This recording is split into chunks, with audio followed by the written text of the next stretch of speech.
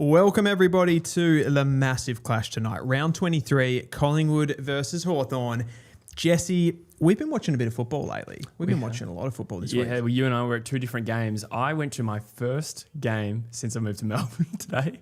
And it was a big one. It was Richmond v St Kilda at the MCG. And great viewing experience being at the MCG. It doesn't quite compare to the viewing experience we're going to have tonight. Absolutely not. Absolutely not. This is a massive game for a lot of reasons.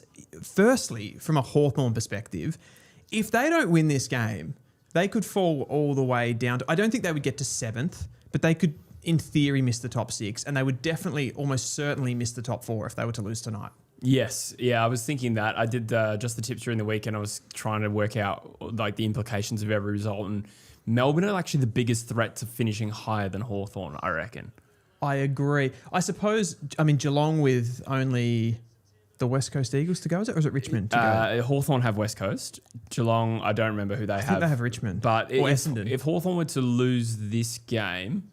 No, sorry. If Hawthorn win this game, Melbourne can still finish higher than them. Is that right? It's a woeful start. Yeah, we really should have worked this out beforehand. We sort of did. Yeah, okay. So Hawthorn, if they win tonight... if they lose tonight and beat West Coast next week... which is win one, lose one. Melbourne can still finish higher if they win their both games. And Geelong definitely would then, wouldn't they? Geelong, no. Oh.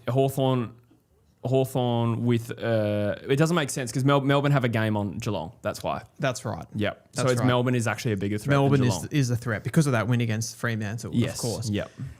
But just to bank it in, to absolutely bank it in, the Hawks have to win this game tonight. It is a big game. What's the jeopardy for Collingwood? It seems to be more jeopardy for the Hawks, isn't it, with that top 4 finish and Collingwood probably, well, they're safe, aren't they? I was going to say, I don't think there actually is jeopardy for Collingwood. Yeah. The only team that could jump them from behind them is really Western Bulldogs. Yeah. And they've got fairly difficult fixtures coming up themselves. So that's right. I feel like the Dogs will probably lose to the Blues and then the Ds. Yeah. Is that right? Agreed, yep. Which probably means that Collingwood are going to be okay. Collingwood sort of can't move anywhere. I feel they can't really fall back and they can't get any higher. Yeah, it does seem... I suppose they could if they dropped both their games, the Bulldogs and Carlton. Yeah. If Carlton win the Bulldogs... If Carlton beat the Bulldogs, both teams could, in theory, finish higher than Collingwood. Yeah, they could. So the jeopardy for Collingwood is avoiding a trip to the Adelaide Oval in week 1 versus hosting a Carlton or playing the Carlton or playing the Bulldogs at the MCG. That's true. And I think they would want to be one of those teams that carried some form going into that wildcard game. They know they're going to be playing in the wildcard section of the finals, but to have they've been in pretty good form lately, and to get a win against a top side would give them some belief. They got close the first time, ended up being a draw. A few people saying we're late. Fiona's always there to let us know. Thank you, Fiona. We are sorry for that. And a few people in the chat just saying, g'day. Rogie says Charlie West to kick 10. They did get close the first time and ended up in a draw. Yeah, so the last 3 meetings between these teams, a draw earlier this season. Hawthorn smashed the Pies in, it was around 22 of 2025. Yep. And then the previous meeting before that, in round 12 of 2025, the Pies smashed the Hawks. So there's sort of some up and down, topsy-turvy. I feel like that was my recollection of these two teams playing recently, is like one of them always beat the other by a large margin. Well, unless it's a draw. And that's the last 3 times they've played. I feel like this is only the second time Hawthorn has gone in as the higher ranked team, though. Because like this year and ironically, have been the better side over the journey. So a bit of a changing of the guard this season, but clearly Collingwood know... I say they know how to play them. Hawthorn, if I remember correctly, the numbers were all in their favour, and Collingwood's defence is still a little bit undermanned. Here we go. Meek in the middle against Cameron. But Dylan, I was at the MCG today, had a great view. It does not compare to watching this on the BENQ TK705 STI projector. People at home have no idea what we're seeing right now, Jesse. This is Benny. This is life with Benny. The pixels on this thing, the cinematic qualities of the 4K that you get with this thing are absolutely incredible, and it's honestly better than being at the football. I'm not going to lie. Yeah, I totally agree. We're also protected from the weather. It's a little bit of a chilly night here in Melbourne. It is. And I will post a link shortly. And True Footy subscribers get $100 off. You also get a further $100 off if you fill out a survey and become a member with BENQ. If you were to purchase one of these incredible BENQ projectors. Great deals, great deals. As Gunny is lining up for Hawthorn's first shot at goal. A nice bit of play off half back there from the Hawks, and Gunston marks on the lead inside forward 50. That was Impey who kind of started that chain from the defensive half. He's having an incredible season, Jesse. He is, yep. All-Australian lock, I remember you saying a few weeks back. I think so. I don't know if he's in the truefooty.com.au All-Australian team, though. He should be. I'll check that in a bit. I'm just doing something first. Our with followers respect to our links. absolutely should know. I'll give you some teams here. That'd be great. As Gunston comes in and misses to the left. Scott Pendlebury is in. Jordan De Goey is in. Pendlebury was down at he was down at Brighton this afternoon for the APS Grand Final, the first ever APS Grand Final. He was down there hanging out. I was going to say signing autographs, but he wasn't really. People were just taking pictures of him and stuff like that. But of him. He's now at the MCG. Yeah, he's wow. back in the team. So they've Busy gone. man. Yeah, Lachlan Sullivan out, Harvey Harrison out, De Goey, Pendlebury in. The Hawks, Ned Reeves goes out and Sam Butler goes out. So they've opted for the single ruck in Meek, and in comes Bailey McDonald and Max Beattie. Oh, right. I haven't seen a lot of Beattie. Was he a mid-season draftee, I want to say? I actually don't know. Let us know in the chat if you can remind us. I feel like he is. Bailey McDonald also being courted by the Melbourne Football Club this offseason. Yeah. Nice utility. Sicily slow on the ball there. What is going on? Dan Houston gets involved for the Pies. They flick it around. It's dangerous with Dacos. Oof. Big Mitch Lewis. It's pretty hard on the Hawks key forwards earlier in the week, wasn't I, Jesse? We had a bit of a ripple. Bit of a debate. And I posted a salacious Collingwood Instagram post earlier today, which unintentionally riled up Collingwood fans. Yeah. It was Can't do anything these days. I think maybe like the tone was perceived that I thought, people thought I was saying Collingwood screwed. I actually meant it as more of a discussion piece. But you have to probably get to about slide 5 or 6 to realise it's not a hit piece. And so that's probably where I went wrong. But a lot of people... It was a real gotcha post, wasn't it? It actually wasn't clickbait. It was genuinely sloppy. I reckon it was okay. I mean, like, they're objectively an old list, right? Yeah. You kind of can't not have that discussion about Collingwood. They sit pretty much smack bang middle of the road. I think the take was, though, like what I was meaning to say was like, which way do you think that this will go? And I actually think Collingwood will probably just be fine. But like on the other end, you get Neil, you get Butters potentially. I don't know if that's likely really, but Jesse Hogan, and suddenly they're a stronger side in 2027. Well, let's be realistic, because I think I think it's unlikely they get Butters, but I think they definitely do get Neil. Yeah. So and Hogan, I reckon, is there if he wants it. Yeah, and probably Stringer too, right? Stringer wants to play there, is the latest I read. I haven't put that on the website yet, but that is the latest I've read. But Collingwood are actually holding out, so I don't know if they go Hogan and Stringer. So they get Lachie Neale, and they get, we'll say Jesse Hogan is the one that can sort of move the needle for them in the forward half of the ground. What does it look like in 2027? Do you think they can bounce again and make the top 4? Because I'm not so sure. I'm not sure about top 4. They'd need Butters for me to go that far, I think. Yeah.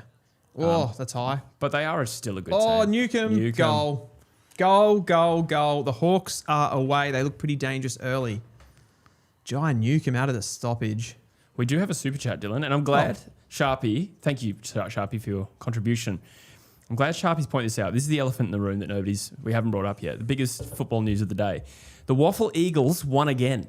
Oh, no. They have a ledger of 9-7, Dylan. This has got to be a club record. They normally win about one game a year. I think they had a winless season. So this is from Sharpie. Yep. Just got home from Waffle Eagles win over Peel in Mandurah.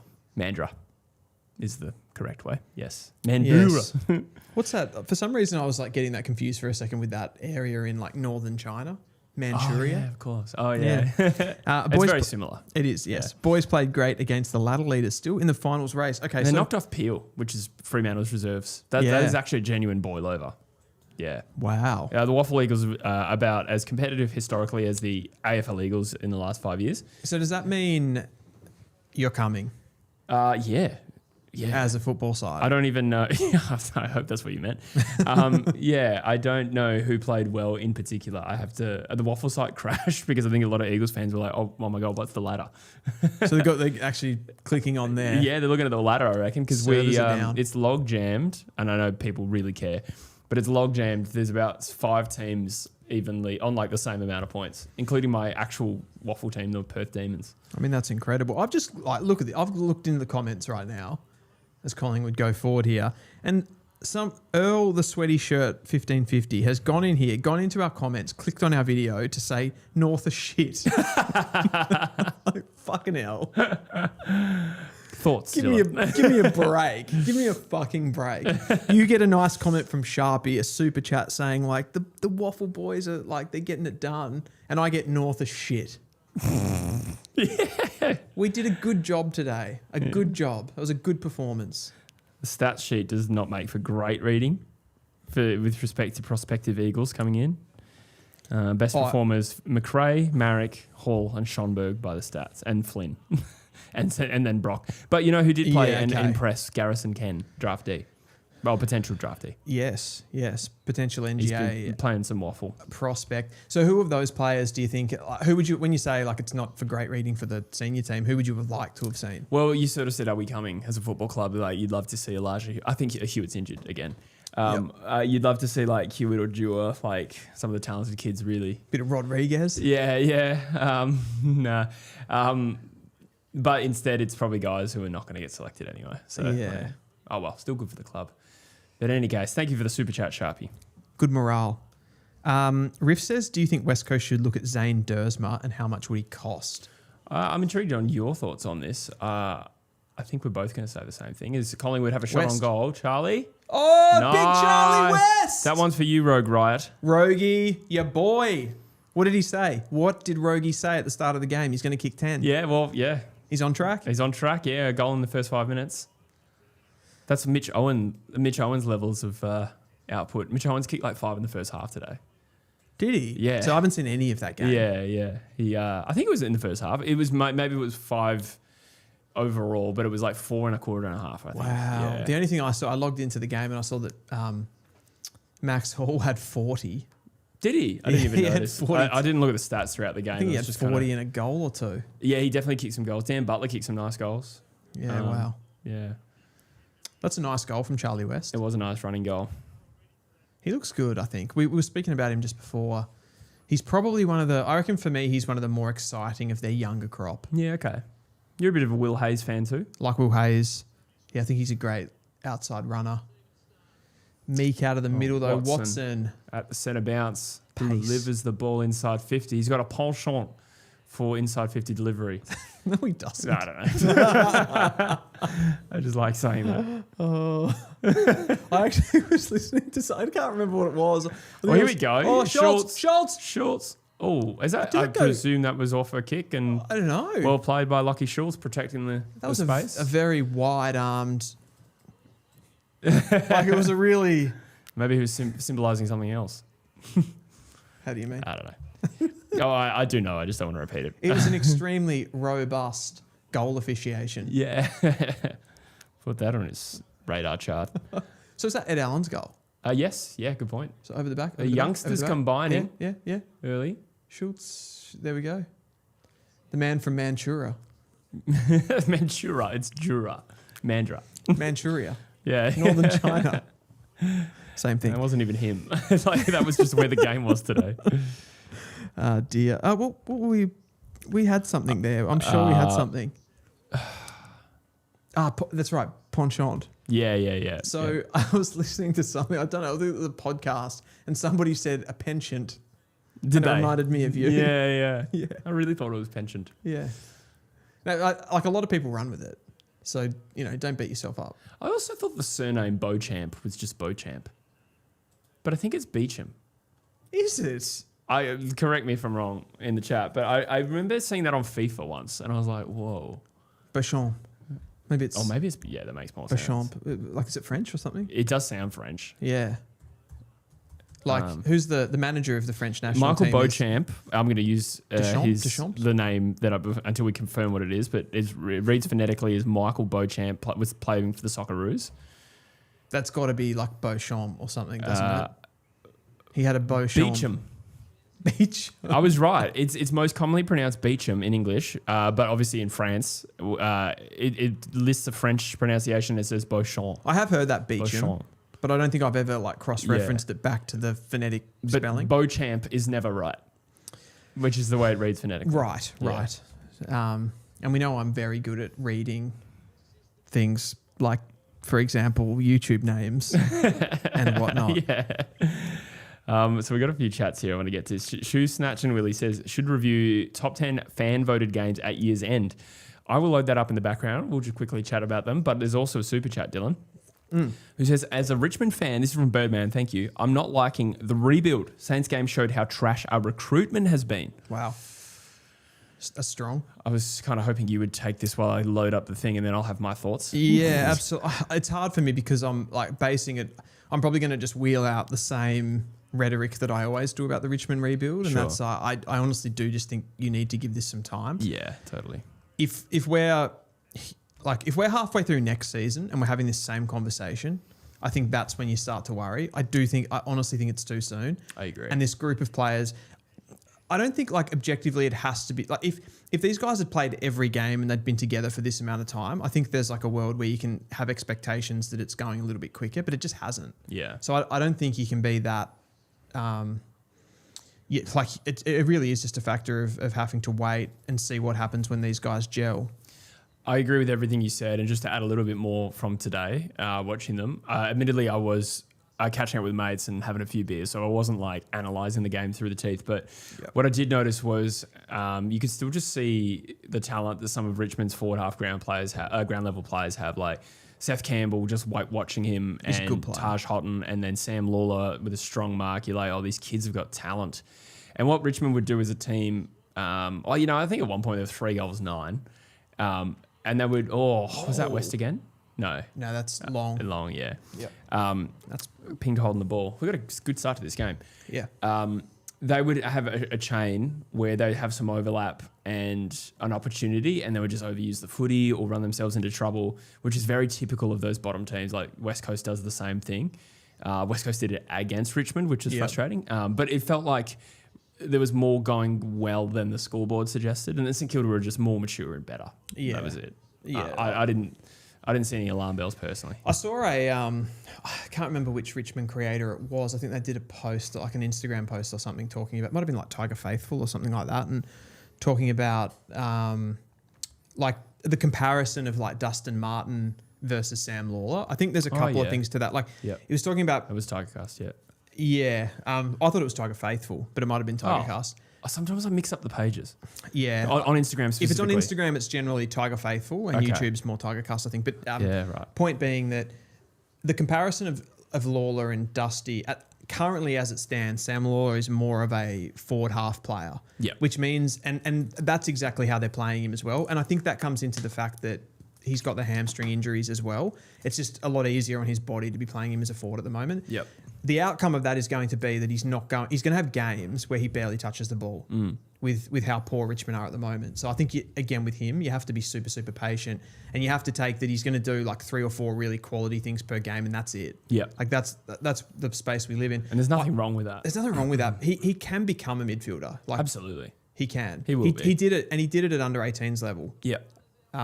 He could get 30 touches. So, no, I kind of wish West Coast had the luxury to play Harley in that role more. Instead, exactly. They're putting too much of a burden on He's getting beat up a lot, right? Yeah.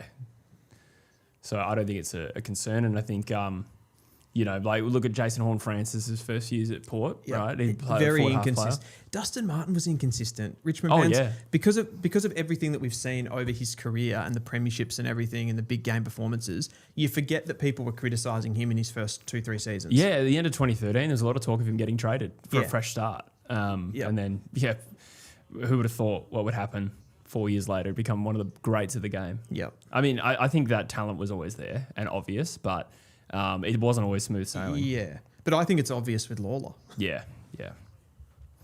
Sharpie says, every time Dylan says Mandra, I die a little. I'm sorry.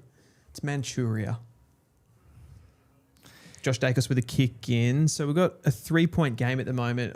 One thing I've noticed immediately in this game is just, again, like how well the Hawks just knock the ball around. Yeah. That uncontested marking game style, they do it so well. Lou Felino says Uze can't coach, he's got to go. Like he's struggling. I think there's a bit of I watched a bit of like an analysis on some of the stuff Richmond are doing. Like they're not helping themselves, I think, at the moment from a coaching perspective. But again, I do think that up until like next year's a massive year for Uze. I think if we're seeing the same things that we're seeing this year from Uze, the way that he's coaching and the team in general at the halfway point of next year, that's when these conversations need to be had. But I just think we're going too early. I agree. What do you want? Yeah.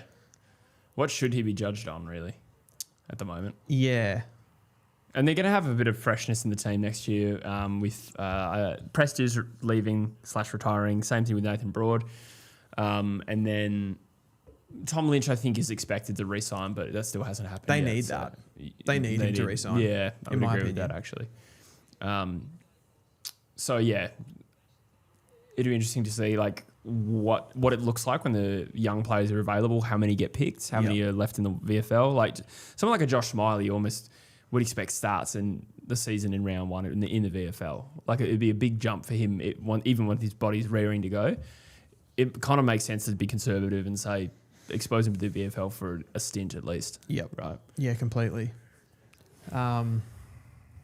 I mean, at the end of the day, like if they can't get these guys fit and they fizzle out, they'll be judged on it. But yeah, we can't go too soon. This is for the lead for the Pies. He has missed the left, young Tim Membry. I could say young. He's younger than me. Okay. So by like 6 months probably. I feel like in the context of football, he's not particularly young. Please, he's a gazelle out there. I saw my name. Ice Skyman. Dill, how good was Archie today? Does it move the needle on the draft at all? So, interesting. Archie comes back from that broken collarbone today. Massive grand final. Ran out with the long sleeves. Just wanted to put that out there. Yeah, cool. Oh, yeah, I did see that actually on Instagram, yeah. Yeah, he's a maverick. He's a modern day maverick. I wouldn't... So, interesting. Like, I suppose I'd actually like the insinuation there of how good was Archie today. He kicked 2 goals, but outside of his couple of goals, I'd say he barely touched the ball. He drifted back a few times and got some uncontested football. And he had his moments. Like basically when his moments were there, he took them and he kicked 2 massive goals really I think both. One was in the 3rd quarter, one was in the 4th quarter, I reckon. Yeah. Well, he's got the second one was particularly good. He roved it off the pack and just came through, and it was close to the match winner for Brighton. He's pretty good, but like he's very much a moments player at the moment. Yeah. You're not getting that 4-quarter consistency. When can audience expect a rankings from you? Oh, put you on the spot. I reckon. I think the last one was July 14th. So you're at a month now. Oh, we had a month already. Yeah. Wow. Yeah, I suppose I could do one pretty soon. I don't think a lot's changed at the top end. Yeah. If I'm honest. I would say... Would you flesh out maybe... Because on truefooty.com.au, exclusively for Trade and Draft Pass members, you have a top 50 as well. Yeah. That's the second most recent absolutely, one. That would change. Yeah, absolutely. Yeah. There's parts in that. The top end, I always think that people kind of majorly care about right at the top end of the draft, and probably not a lot of movement there. There would be, I would say, after about... I'm finding that part of the draft from about 15 through to 25 a little bit tricky at the moment. It's like it's an important part, late first round. There'll be clubs coming in for their first pick there. I think that's difficult at the moment. I feel like when I get to about, it's like sort of Jake Imey level. Yeah. Around sort of like 13, 14. Yeah. I feel like there's a little drop off there again. Yeah, you've got like Melody, you've got the bids on Matthews and Murray. And you got Harris, Milady. Yeah, Milady was good today. Yeah. Far out. Yeah, those guys are... he played today. He played today. He kicked 4 goals. Oh, nice. Huge marks. Interesting. How early could he bolt, you reckon? He could go top 10. Yeah. You wouldn't go any further than that? Like between now and November? Could he go pick 5? Open pool. I don't think so. I think if he was to go pick 5... He would have to be like a Willem Dersma, go through the midfield, type of a move. Would it be like, this seems like a Melbourne thing to like bolt a little bit on a guy like that though. Melbourne, and they have a pick currently. Oh yeah, okay. Like if you consider it from a pick perspective, yeah. I suppose. I don't think he usurps like any of those. Like, I still imagine if Melbourne had pick 5, they would take like a Drever or someone over him, I think. Gee, Collingwood have a chance to go in front here. Membry, the young, up-and-coming key forward. You're just running with that. Second chance, yeah. You know how I do these things. Gee, this quarter's got away from me. 5 minutes to go in the first quarter. I feel like we've got into some draft stuff. G'day Blair in the chat as well. Yeah, it definitely, like watching Arky today definitely didn't move the needle for me, to go back to that original question. Yeah. He had a very Arky Butler type of game, very impactful in the moments, took his moments. And he's got something about him. I just think the question is, do you take that player that's very much a moments player at the moment? Do you take him with the number 1 pick in the draft? We don't have that prototypical player, I feel, which is the thing that makes it more difficult to judge. You've got Teixeira, you've got Butler, these like 180 centimetre forward mid type players. I feel like if either one of those two players played the way that they played and they were like 188, it's like, there's your guy. Yeah, okay. Are you excluding Cody Walker? You're talking about I'm talking open pool. Yeah. I'm talking open pool. Yeah. Because I think Cochrane's the fullest package. Yeah. Sorry? Nothing. Okay. Yeah. And I think like Cody Walker's good, but he still has some flaws as well, right? Sure. Yeah. Like I think he's probably closer to that group than he is to Cochrane in a way. Dr. Harrison. I reckon that's not the first time I've made that mistake. Do the last couple of months change your views on Richmond's youth points? No, not at all. Yeah, I'm trying to think of a single example. Cumming, smash hit. I insisted on a point for Steely Green. Oh, okay. I think he did lose his spot. He's played the last couple of weeks, though, I think. I think he lost his spot recently. Did you like him today? I didn't think he had a particularly noticeable game outside of a pretty blatant throw that he did. The ball kind of went up and he tried to volleyball it and just grabbed it and threw it. The little, what do you call that? Like a little a spike? Is it a spike? I don't know. Might not be. Yeah, stick to one sport. Yeah. And that was, I think that drew some ire from Adam Uze in the coach's box, but I like him. If Richmond, you don't want him, I'm taking him for West Coast. You like him at West? Oh, Will Day. I do. You serpent. Oh, yeah, definitely gets a game with us. Slithers through there, gives it to Weddle. Watson wizard. does. And a good spoil from Frampton. Albeit he did have a massive height advantage there. Is that Howes? Taps it to Pendles. Oh, the look away hand pass. So Howes and well done by Ed Allen. He did well there. Nice little, and don't a beautiful argue. Kick. Unlucky not to be paid a mark there to Lockie Schultz. Was that Hardwick who just torped the absolute shit out of that ball? I think that was Day, wasn't it? I may have been. Swaddling got over it like a chicken on an egg. Taps it for them. Might get out of this surprise. Thing people say. Like a chicken on an egg. Why don't they say that though? Oh, Will Day. They should. Maybe we can start something. That's McDonald there, isn't it? I think so, yep. Yeah, that's gone. That is gone. Dan McStay. McStay is on a tear of form at the moment. Yeah, he is. And that's tear of form, not terrible form. He's in great form. Can we talk about Billy Frampton as a potential AA? I don't like it at all, but it's being discussed in particularly Collingwood circles. Yeah, definitely Collingwood circles. I mean, he's having a great season. I don't recall how his start to the season was. I think he's got stiff competition for those key defensive spots. Interesting choice of words. Stiff competition. Yeah. Well, now it's weird. Great tackle there. This is game on. This by the is way. game on. Collingwood, Swaddling. Collingwood look up to the Hawks level absolutely so far. Nice ball there from Swaddling. That was good. A nice little side step as well. Collingwood's youth has actually contributed very strongly this quarter. Yeah. It's bad for the Instagram post. Can I say it? Yeah, go on. Jesse actually said to me before we went on, he's like, what did you say? You were like... I was like, Collingwood losing tonight would be great for the Instagram post because for anyone who missed it, I posted a Collingwood post about their list position. There was actually not intended to be as provocative as it was, and it drew some Collingwood hate, and we're just kind of laughing at how You did say to me before you posted it, watch this pop off. No, I didn't. No. I didn't even see you. We've been doing posts on every team, so it wasn't a specific Collingwood thing. I mean, it's hard to not mention the cliff when you talk about Collingwood. Yeah, right? what else are you gonna say? Yeah, but maybe I just took too long. I took to slide 5 before showing the other side of it. Yeah. So usually that's a slide 3 job. Yeah, exactly. Gross. I joked that it would be good for the post if Collingwood didn't win, because then, well, actually, you could argue that because it made you look better. Saved face a little bit. Yeah. But then again, it'll be good for the engagement if Collingwood fans flood to it after the game. That's right, and you just cop it. We have another super chat from Shoe Snatch and Willie. Thank you so much. Wildcard is the bare minimum for North next season. Oh, I completely agree.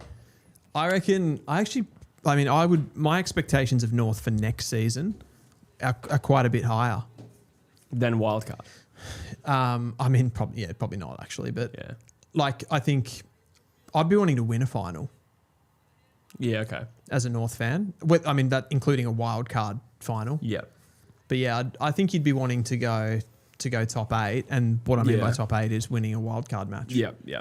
Yeah, okay. And sort of compete. Like I said this year, I think they need to be competing with that top 10 and being in the race. I think they played really well today from what I saw. I missed the first half because I was down at Brighton, and I started watching from about the third quarter. And again, I think if you look at the score worm on that game, obviously it's a tale of 2 quarters at the start of the game where we get away to a great start. They rein us back in.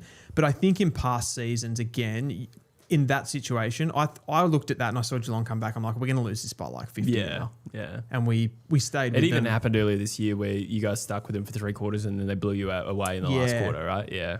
Yep.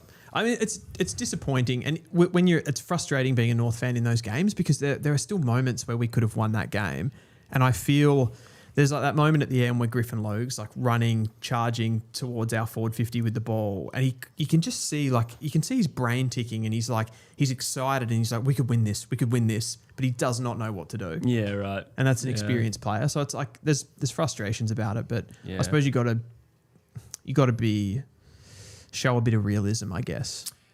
Let's go through the teams you think North should be better than next year. Yep. Bottom 3 are kind of... Great exercise. I'd say the bottom 4 are kind of implied, right? Port, West Coast, Richmond, Essendon. We don't need to spend too much time on them. Okay. Will they be better than Gold Coast? That's a hard one. Hard. That's a hard curveball straight up. Yeah, can we We do can park them? them. Yeah. GWS. That's another hard one. Because both of those clubs are just like...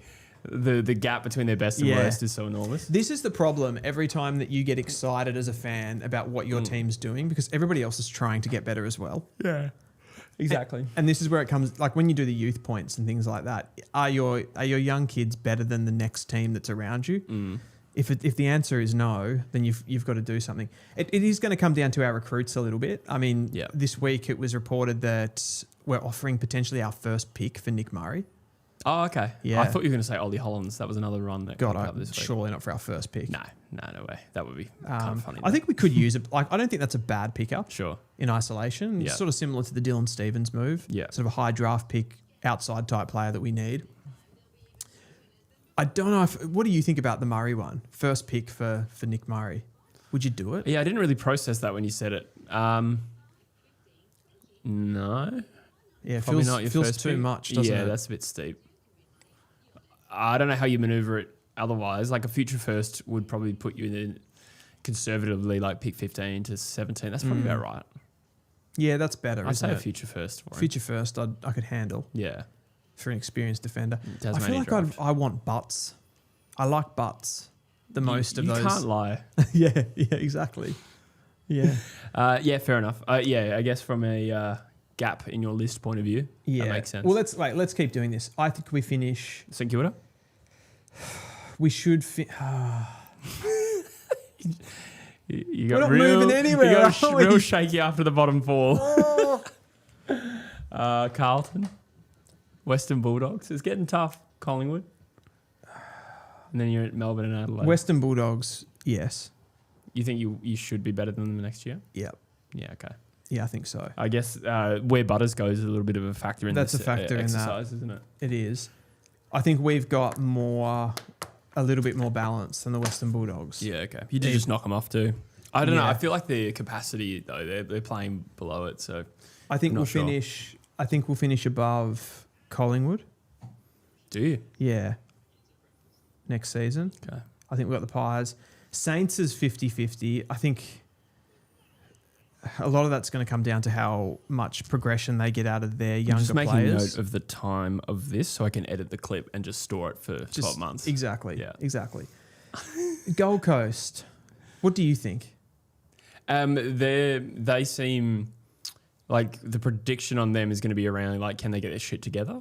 Yeah. Not the talent. The talent far exceeds North. What happens if they lose Humphrey, lose Ben King? Because I think that's a fact. Because if they're having Yeah. to sort of start over again, that changes things dramatically then. Yeah. How much worse do they get though if they lose those two players? Like you take them out of top 4 calculations, I reckon. Well, all of a sudden, then their forward line is just a developing like their key forward line is developing. That's true. And I think we'd be more advanced in the key forward stocks. I think, like, arguably, Jed Walter and Ethan Reid are both better than anything we have, but we'd have Larky and Trembath who are more, progressed in their journey. Yeah, absolutely. Yeah. And they don't have a real small forward. And with the exception of like Ben Long is a medium type, but Humphrey is also a very dynamic player when he's on. Yeah. You take him out, it's tricky. You got Lombard, Jake Rogers, we don't know what's going to happen. Are they kind of midfielder converts though? They're sort of midfielder converts, but they can play those. They can be dangerous, but I'd say if they have the outgoings that we expect, then yes, we'll be on top of them. Fair enough.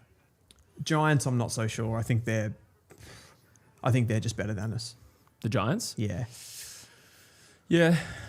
There will be some turnover there though, right? Like Hogan, Stringer. But they've had the turnover week to week this year, so I'm not sure that will result in lower output from the team. Personally. If you look just solely at their key backs, if all of their key backs are fit, like that defense is rock solid. It's impenetrable. Yeah. And their forward half ground level players are great. Their midfield is a bit of a question mark. Obviously, Tom Green comes back into the side.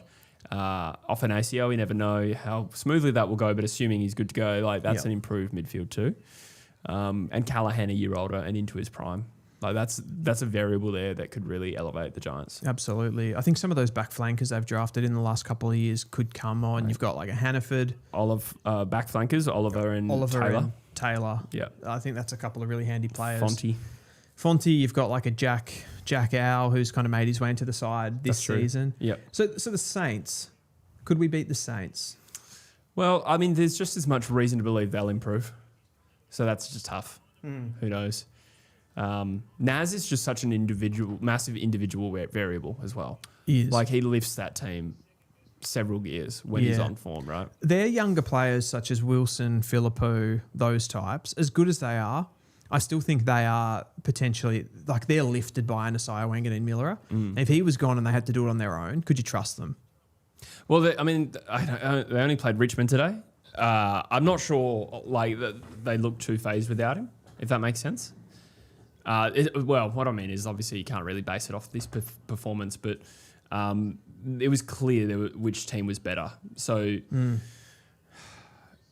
that is to say, I don't think they crumble completely without him. They do also have an outrageously good individuals in their back line. Yeah, right. Wilkie. Like Wilkie and Sinclair's a good running defender, and Silvani. I feel like that was one of the biggest differences when we played them. Like Silvani and Wilkie were solid. Yeah. We're not solid. Yeah. And we're back here too. As well. Yeah, we are back. Yeah. And Rogie's still saying Charlie West 10 goals. We're after Tyro.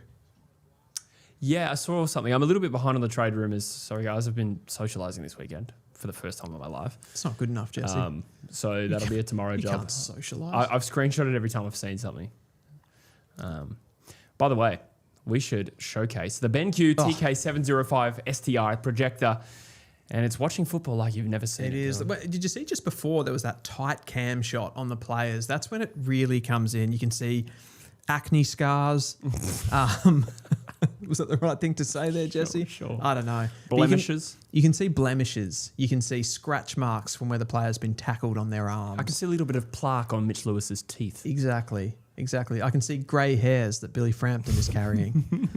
It's a very good shot. In 4K, Ultra HD. How many pixels is that, Jesse? 3,950? Yeah, 960. Ballpark, 960? Yeah. You had it better last week. Yeah. As Will Day lays a tackle on Jack Crisp. Here we go. All level. So somebody asked us to talk about the top 10 games of the year. I will read to you. So for anyone who doesn't know, truefooty.com.au, if you become a free member, you can vote on footy games this year like it's IMDb. I love this. I love the community rankings part of this website. The top rated game of the year, I think we've done this recently. Do you remember who it was? I think I know which one is number one. Yeah. But I think the best game that I've seen was that Freo Melbourne game, but that's number 2, right? That's currently number 2 with 9.6. Hawthorn Geelong is 9.8.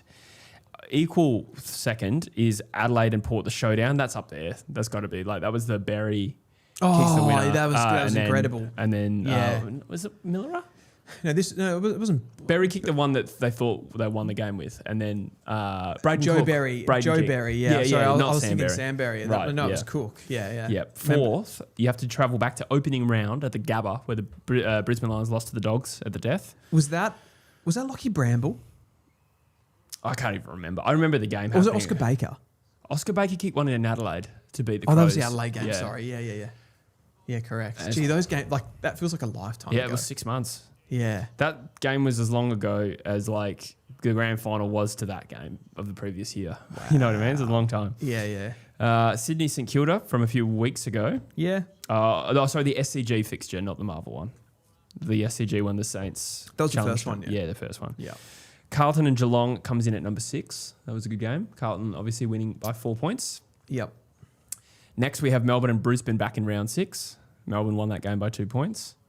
Okay. Number 8, Adelaide beats Geelong by a point at Adelaide Oval. Yes. That was recently. Round 13, the 4th of June. Yeah. So actually quite a while ago. Gee, it feels like the other day, that one. Yeah.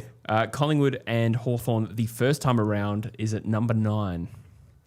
And then number 10, Dylan. Is? What's the best game your club has been involved in this year? West Coast set up a stadium. It can't be. It wasn't that one. It can't be. It would have to be us. Well, I don't know. For me, I reckon that Blues win felt really good, but True. I don't reckon it's that. It's not. But you're right. That was a great game. Mackenzie. The one that happened here was more dramatic. The Dogs. No, it can't be the Dogs game. Nah. You're just blanking on here. Yeah. 7 goals down. Oh, of course. Yeah. The Gold Coast Gold Coast Suns. Yeah, of course. Which is aged beautifully. I was the actually... Gold Coast Suns falling through the earth. Yeah, exactly. Still a good win. It felt good. I was actually like, that was one of those games that got me so much at the time emotionally. I was on the ground. I remember when we hit the front, I actually dived onto the ground and like slapped the ground. I remember being at IGA and getting a text from you. I didn't actually catch the end of it. What did I say? I think you said, fuck yeah. Fuck yeah. And I hadn't actually looked at the score for the previous 8 goals. So I was like, what's he going on about here? And then I checked the score. Every time North win, I just get a text from my mum. It's just a kangaroo. Yeah.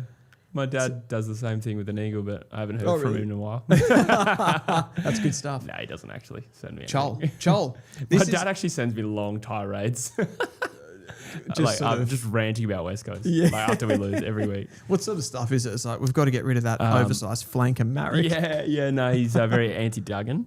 Yeah. And I think he really hates our ball movement. I think because he sits in the 5th tier and he can sort of see the play unfolding differently and probably takes him a bit longer to process which player it is. Well, when you've got nice ball movement, and you're a developing side, it's often...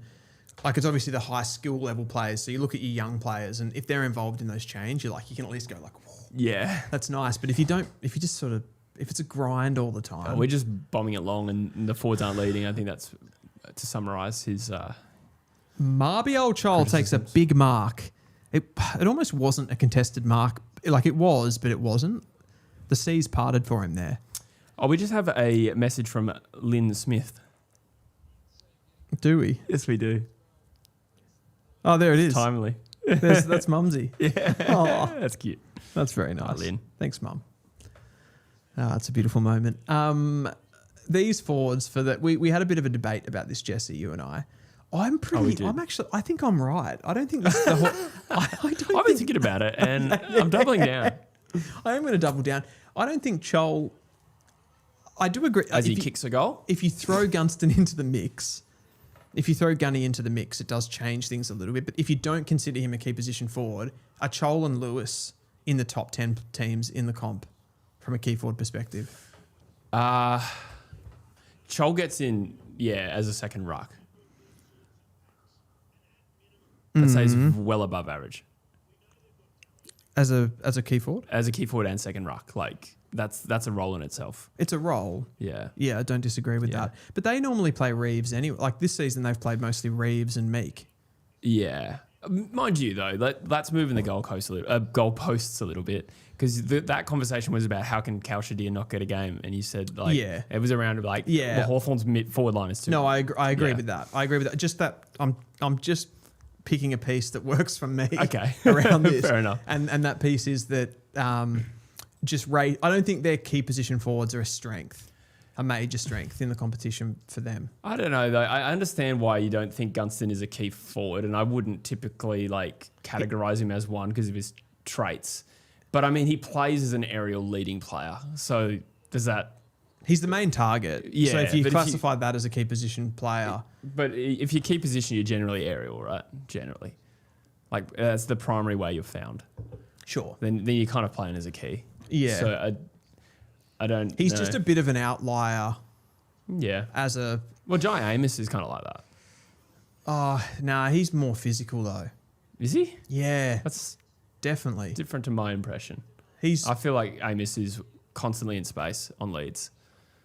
I don't think he has the physical. It's interesting what data says about that, but I feel like he's taking a lot of one-on-one contested marks, Amos, at the moment. Okay. That's not been my impression, but I won't die on that hill. Interesting. Yeah.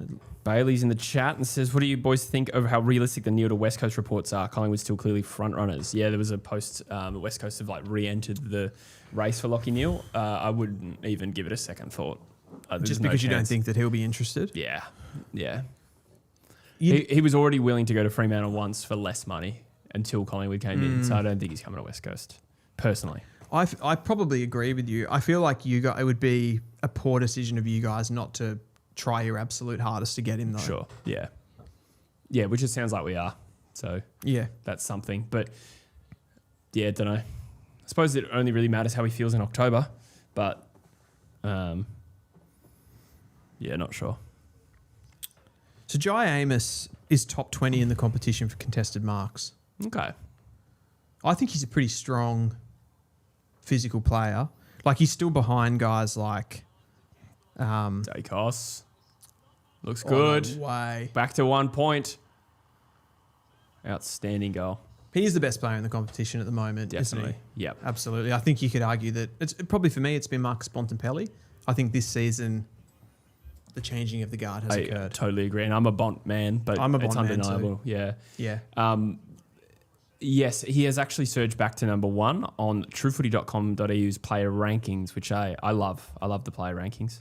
I need to make them more prominent on the site. I'm still working through that. Do you think there's genuinely any AFL fans that don't think don't think Dacos is good? Yes, I just think they're wrong. You actually think, you genuinely believe that they believe what they believe? Yeah, I do think they believe it. I think they, tell themselves a story that he might be get cheapies and stat pad. And I think they have that confirmation bias and will generally just cling to that. I don't think they're saying, Dacos is shit. I suppose there would be an element of people that just go online and troll. Yeah, for sure. That no doubt happens. Yeah, but I do think quite often they believe what they say. Yeah. It's just, but they're totally willing, and to some extent we all have done this before, but they're totally willing to buy their own bullshit. Yeah, okay. That's how I think it works. So another goal here. Angry. Anderson has put the Pies back in front. Wow. This is huge. If Collingwood pull this went off, probably for the flow and effect of what it does to Hawthorn as much as anything, but also given the Pies' belief going into September. Absolutely. Especially they're on demand. Look, last week against West Coast, I think a few things happening at once. West Coast did challenge them in a way that was needed after a really poor loss and played well. And it's true that I thought West Coast kind of picked Collingwood's defence apart, scored their second highest score of the year. So I was going into this game intrigued to see how could they cope with Hawthorn's much superior team offensively. And it's only early days, but they are playing just as well, if not better than Hawthorn at the moment. What is it about Hawthorn where they just can't fully put it together? And I know it's early here. They could win this game comfortably. Yeah, good. Yeah. But they had that big test against the Lions, the traveling to the Gabba, couldn't pull that game off. If they were to lose this game, it would be dramatic, I feel, for them coming into September. They do not need this. That's true, although last year they fell to 8th, didn't they? And then they still made a prelim. Yeah, and 5 goals up or something. I just think their ambitions are higher this year. They can't. Last year they were a plucky team that came from 8th, and there wasn't as much expectation on them. That's true, but they were in the 4 for a lot of the year. They around were, the mix, yeah. So they weren't clearly ranked 8th. They were just. You can't do that year after year though. Like the more times that you finish in the top 4, the bigger the expectation goes, because you're not going to be in the window forever. Yeah, no, I certainly agree. Yep. Oh, the physicality is high from the Pies at the moment. Charlie West reefs James Sicily over the line. Yeah, I don't know. Oh, Melbourne are 3 goals up in the other game. I don't know what the solution is for this, but I kind of hate when players are saved by the boundary line for holding the ball. I agree. But I don't know how you legislate against it. Can you just, for that moment that the tackle sticks, pretend you're not over the line? I know exactly what you mean. You get saved by it. There's certain little hacks like that in the game, and I can't think of any others. I presume that was deliberate, but as in, did he mean to chip that and overpowered it? Either way, it was awful. So last weekend, Tom McCarthy runs down Will Hayes in a heroic run down in the goal square, saves a goal. Anyway, I saw him talking on the radio this week, and they were like, "So what was going through your head when you made that amazing tackle?" And he's like, "Well, first of all, I saw Bo McCreary, and he's like, I knew I wasn't going to catch him, so I just made it look like I was trying to sprint after him." And then he gave a hospital hand pass to Will Hayes, and he's like, so he runs down, and he's like, he didn't really even tackle him. He stuck a hand out, but Will Hayes is quite lightly framed, so he sort of came down. And he's like... the overshare. Yeah, but it gets worse. He's like, yeah, and then at that point, I don't know if I can say this, but my nuts fell out of my shorts, and I was only concerned about stepping... I was only concerned about that. Where did he say that? He said it on Perth radio to Carl Langdon. I didn't really pay attention which channel it was. It was like a week in Perth to talk about balls. Because didn't Murphy Reid have this... Nether region thing. Salacious... testicle hit. I think it was in supposedly it was in the first quarter of the game against Melbourne. Yeah, I did see that. And missed a week too. Missed a week with bruised genitals. Wow. Been there. Yeah, haven't we all? So it's kind of where we're at. Yeah, when it said he got hit in the nether regions, I thought he had a crazy weekend in Amsterdam. Yeah. Because of Netherlands? Yeah, got it. Okay, cool. Yeah, that's good. It's like my turkey joke. Netherlands. Yes. I actually heard on, the Hardball Gets podcast with Xavier Ellis. And Nick Rinn and Ryan Daniels. Ryan Daniels, that one.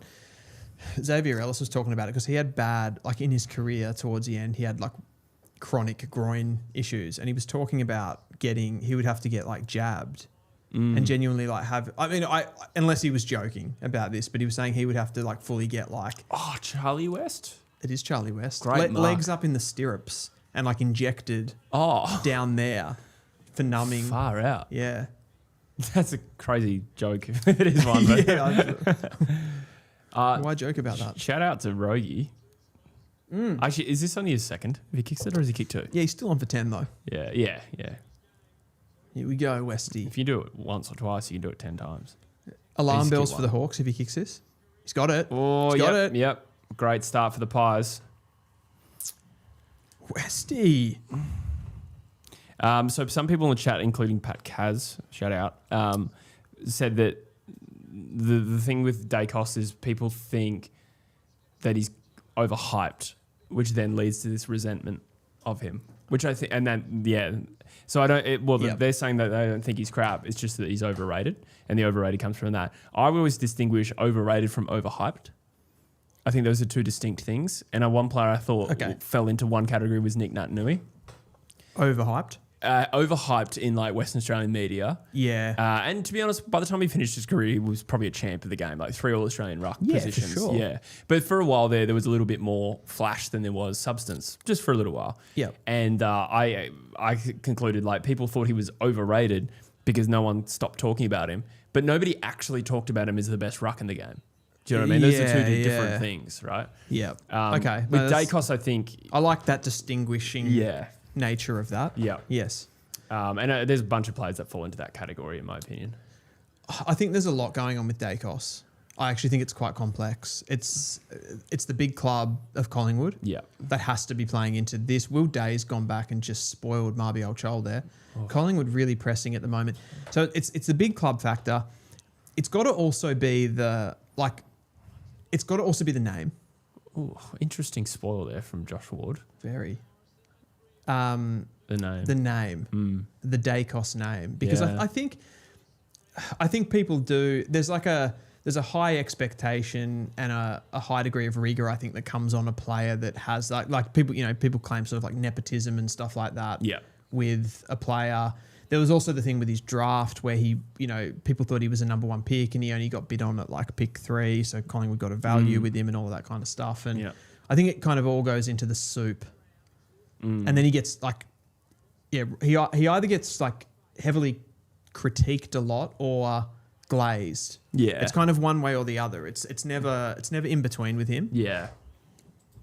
But he's just good, isn't he? Like there's sort of no point trying to lie. People asking, did he get them injected directly into them? I said, not into the groin testicles, region. into the groin region, I believe. Yeah, I think sort of gooch area, if you like. In the Goocheel range. Yeah.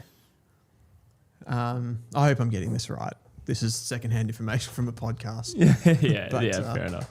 That's what I heard. It's intriguing. As we have another Dacos. It's interesting with Josh obviously doesn't have he's kind of never been in that. But earlier in his career, I reckon he was kind of like, he had a lot of criticism about like, when are you going to arrive? Sorry, Josh Dacos? Yeah. Yeah, okay. Swaddling. They're on here, Collingwood. They are looking good. I find myself going for them. Yeah. Why is that? I think for me, there's a little part of me that likes the chaos of the predicted ladder being disrupted. So there's a little part of me that's like, this will be interesting. And who finishes third? It could be the Lions. Do you find though you have a like with that? I find myself doing that as well, but then I have the other voice in my head saying, yeah, but then like you're basically wanting a weaker team to push higher up the ladder, which will cause the finals to be not as good. Yeah, that's very valid. Impey, All-Australian. Missed. Hit the post. 10 points the margin. Rayad Mazra says Nick Watson falls into the category of overhyped. I mean, he does get his chocolates or flowers. Like he does get his focus. Is it disproportionate? Maybe a little disproportionate. It is a talking point all the time. Do you think with Watson, it's like when he got drafted, I reckon it was a big deal. It was like, good turnover there for the Pies. Yeah. McCreary just looks around looking for someone else to take it, but he nails the goal. That's why Tassie want him. 16-point margin. That's why the Devils want him. See, this is funny. Like you watch, maybe Geelong's not the best example, but I was going to compare Collingwood and Geelong. They lose a few players and they get better.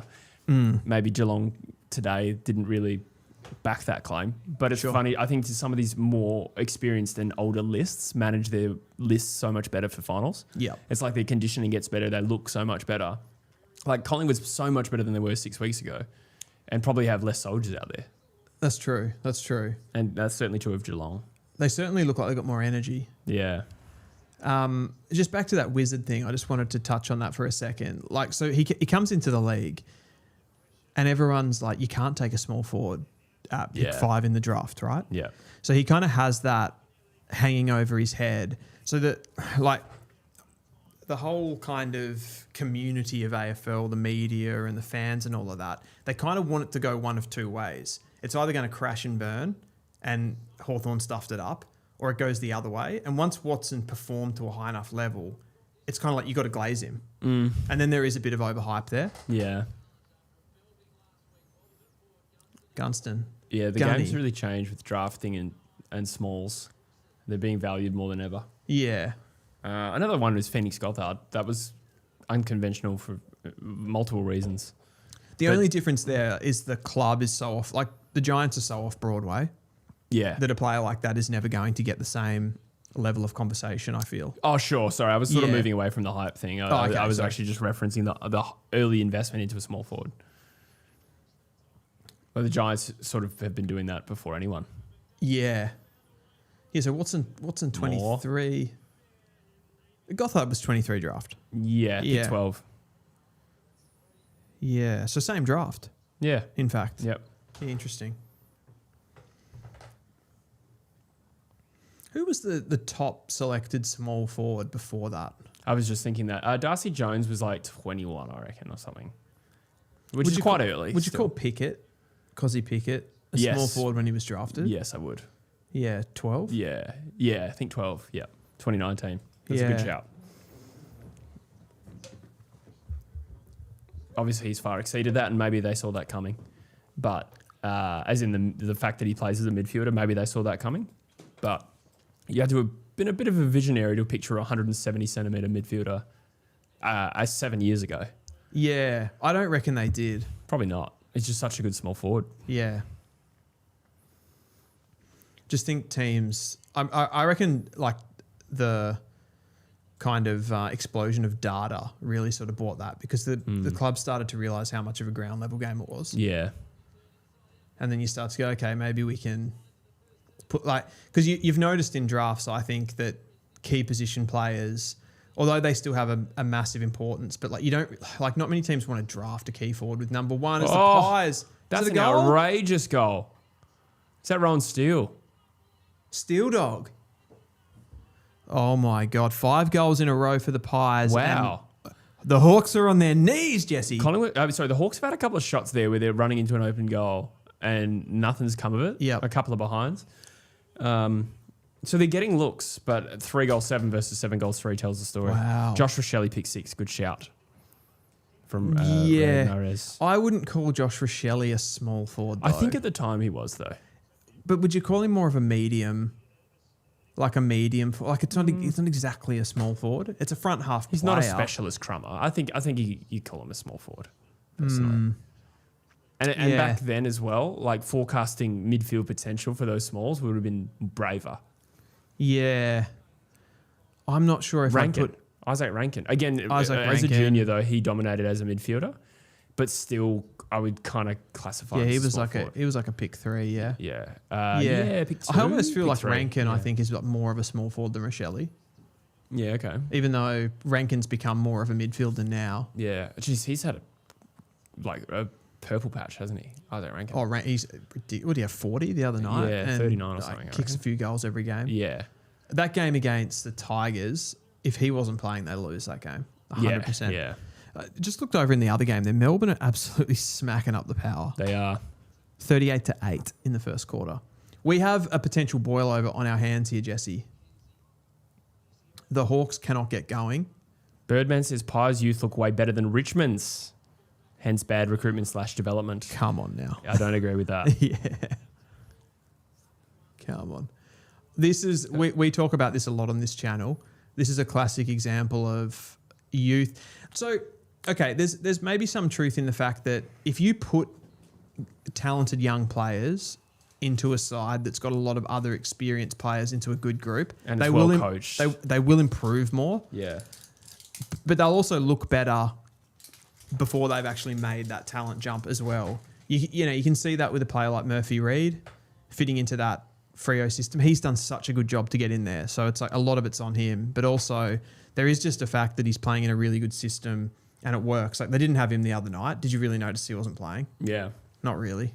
When was it, last night? Yeah, last night. I would be interested to see what Ed Allen, Rowan Steele and Sam Swadling, 3 WA boys, chuck them at in West that Coast. West Coast team. And yeah.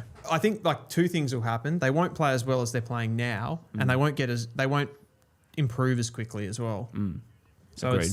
you're kind of getting hurt twice. Yeah, but it's a testament to how good Collingwood is and how well coached they are that they're in the position they're in.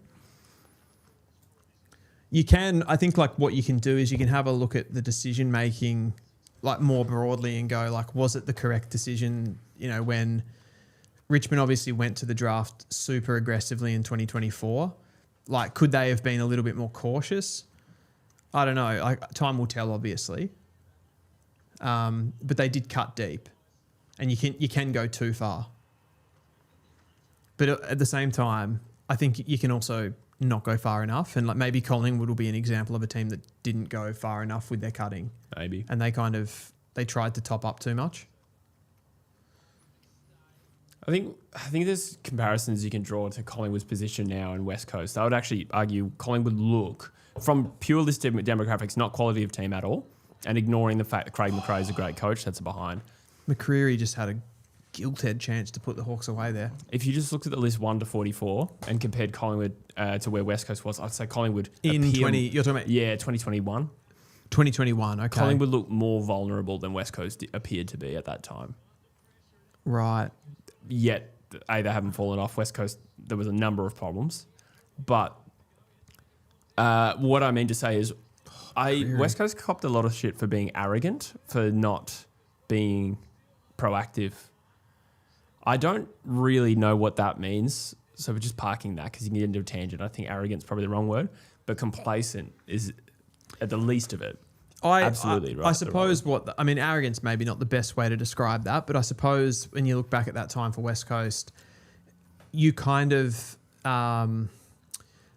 when there were calls to try to get a little bit younger and to try to make some moves, you guys were pretty steadfast in like, no, like we're just like, we won a premiership a couple of years ago. We're going to keep doing what we're doing. We're going to roll out this same side. Well, with the when the guys come back from injuries, it'll get better. That was sort of the rhetoric, wasn't it? Well, yeah, I don't know. The thing is, I don't think the calls for a rebuild really happened until it was too late. Like, it's not as though everyone was urging West Coast. So what happened was they fall to shit in the middle of a year, and then their first pick is pick 12, which is not great, but they were diabolically bad. Yep. And then you had 2 years of injuries. Yeah. So you sort of caught where none of your senior players have any value to trade. Nobody wants to come play for you still because you've just fallen to the bottom of the ladder. And your kids have just debuted. There probably would have been, though, if you look back at the time, like I'm sure there would have been the odd opportunity to trade a veteran. Like surely Elliot Yeo had... Elliot Yeo couldn't get on the park for 2 years. Yeah, but surely he would have had some capital. I don't think so. In 2021. Oh, in the actual season of 21? At the end of 21, let's say. There's a crazy stat about how when we recruited Tim Kelly, I love how we've made it West Coast, sorry about that, but while we're here, I'm passionate about it. When we recruited Tim Kelly, for the next 70 games, Kelly, Yeo and Shuey played 13 together. That's how injury prone. And it wasn't Kelly, it was Yeo and Shuey. They had virtually no value. Yeah, okay. Collingwood's probably in the same spot now, outside of Dacos and maybe with Tasmania and McCreary maybe, but that's true. But, they can still get aggressive and make moves to pull themselves out of... I feel like AFL clubs are always a little bit... They're quite conservative with trading their players, aren't they? Particularly... That's true. Yeah, once... There's a lot more talked about with culture and clubs worrying about ruining their culture by trading. But the clubs that set the standard for success, Geelong, Collingwood, Hawthorn, they don't lose players either. Sydney. Sure, yeah. So they kind of set the blueprint, don't they? That's right, yeah. But then they also don't... Those same clubs, they don't have an injury crisis like West Coast did. Yeah. It just doesn't happen. So I don't I don't know what you put that down to. Whether that's... Did West Coast injury crisis come from a, when I say led, what failed them? Was it the players getting complacent? And then that comes down, does that come down to arrogance when you go back to that original comment? Is it back to the players? I think complacent is a better word than arrogant. I think arrogance is a bit loaded. Yeah, okay. But honestly, the unsexy answer, it was everything kind of happened. It was a bit of everything. Yeah. And a lot of them at the start that springboarded. Actually, there was a COVID outbreak because WA... everything comes back to COVID, It doesn't did, it? no, because the rules were different in WA. Oh. No, not because the rules were different. Melbourne got hit by COVID in the off-season. Yep. And Perth got hit by it at round 1. So by round 1, we had like virtually no players in the team. I remember the time. Yeah. It's hard to remember exactly Yeah. the real specifics, but But a lot of them were freak impact injuries, like an elbow to the larynx and Harry Edwards walking off the happens all field. the time. Yeah. Jesse. But what happened then was we'd have to play players straight after they were fit. So there was absolutely, because we had no players, they had to come in and then the re-injury started. And that was like the top-up time as well, right? Yeah. So Yeah. I don't think the game, well, I hope the game never sees that again. And I don't think the game has seen it since either. As we hit half-time, 22-point lead to the Collingwood Footy Club. Hawthorn down in 5th on the live ladder. We can now make a greater assumption that the Hawks could drop this game. Melbourne are going to beat Port Adelaide. That's happening. Melbourne would only have to, if Hawthorn lost this game, Melbourne would only have to beat the Western Bulldogs next week. Yep. And they are in the top 4. That's unbelievable. I called it a couple of weeks. I said we were sleeping on them. Yeah. They're good, the Ds. Well, I've never doubted they were good. My reluctance with them was whether they could win it from 5th. And I would still say that's no, but I didn't really foresee that 4th was quite so on. Yes. If that makes sense. Yeah, true. You thought they were going to have to be doing it from outside. I would still maintain if they finish 5th or 6th, they're not a serious threat. Yep. At the risk of being harsh. But, Dangerous Ds. Dangerous. But on quality, I don't think there's any real reason. Like if you were Geelong playing the Ds at the MCG in a semi, that's game on. I've got a semi. I didn't need to say that.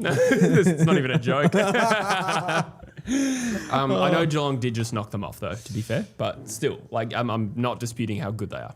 They're just so exciting. So you're looking at that, though. If the Ds were to scrape into the top 4, they would be going to Perth. I don't think I'd give them any chance to beat the Dockers in Perth. No, I don't think particularly so from what I witnessed with the Dockers on Friday night. That was incredible. Yep. No one's stopping that. Yeah. So Melbourne's pathway, while we stay on this topic, Freo, and then a semi-final at the MCG. They'd host an elimination final winner. Yep. So they would. So you're looking at like You're looking at sort of Geelong or Collingwood, or Adelaide or Collingwood. or Adelaide. I think Adelaide are likely to finish 7th. Yep. So I let's mean, say, unless you've got a Carlton or something.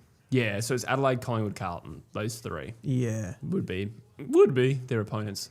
Yes. At the MCG, I reckon they win any of those. I probably agree with you. Adelaide would be the toughest one, I reckon. Imagine if like Collingwood just ended up making a run for a prelim. Well, yeah, I just dismissed Collingwood and they're 4 goals up against Hawthorn, to be Yeah. fair. So, of course. But let's say they win that.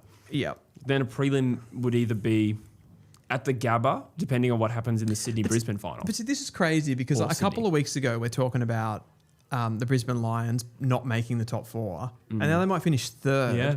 Travel to Sydney to play the Swans. They could easily beat the Swans in Yeah, they could. an SCG qualifying final. Yeah. You could have Brisbane in one prelim final winning through and Freo in the other. Yeah. Would Then that be they'll the play first time that the Lions in this premiership run have done that? Actually won through there.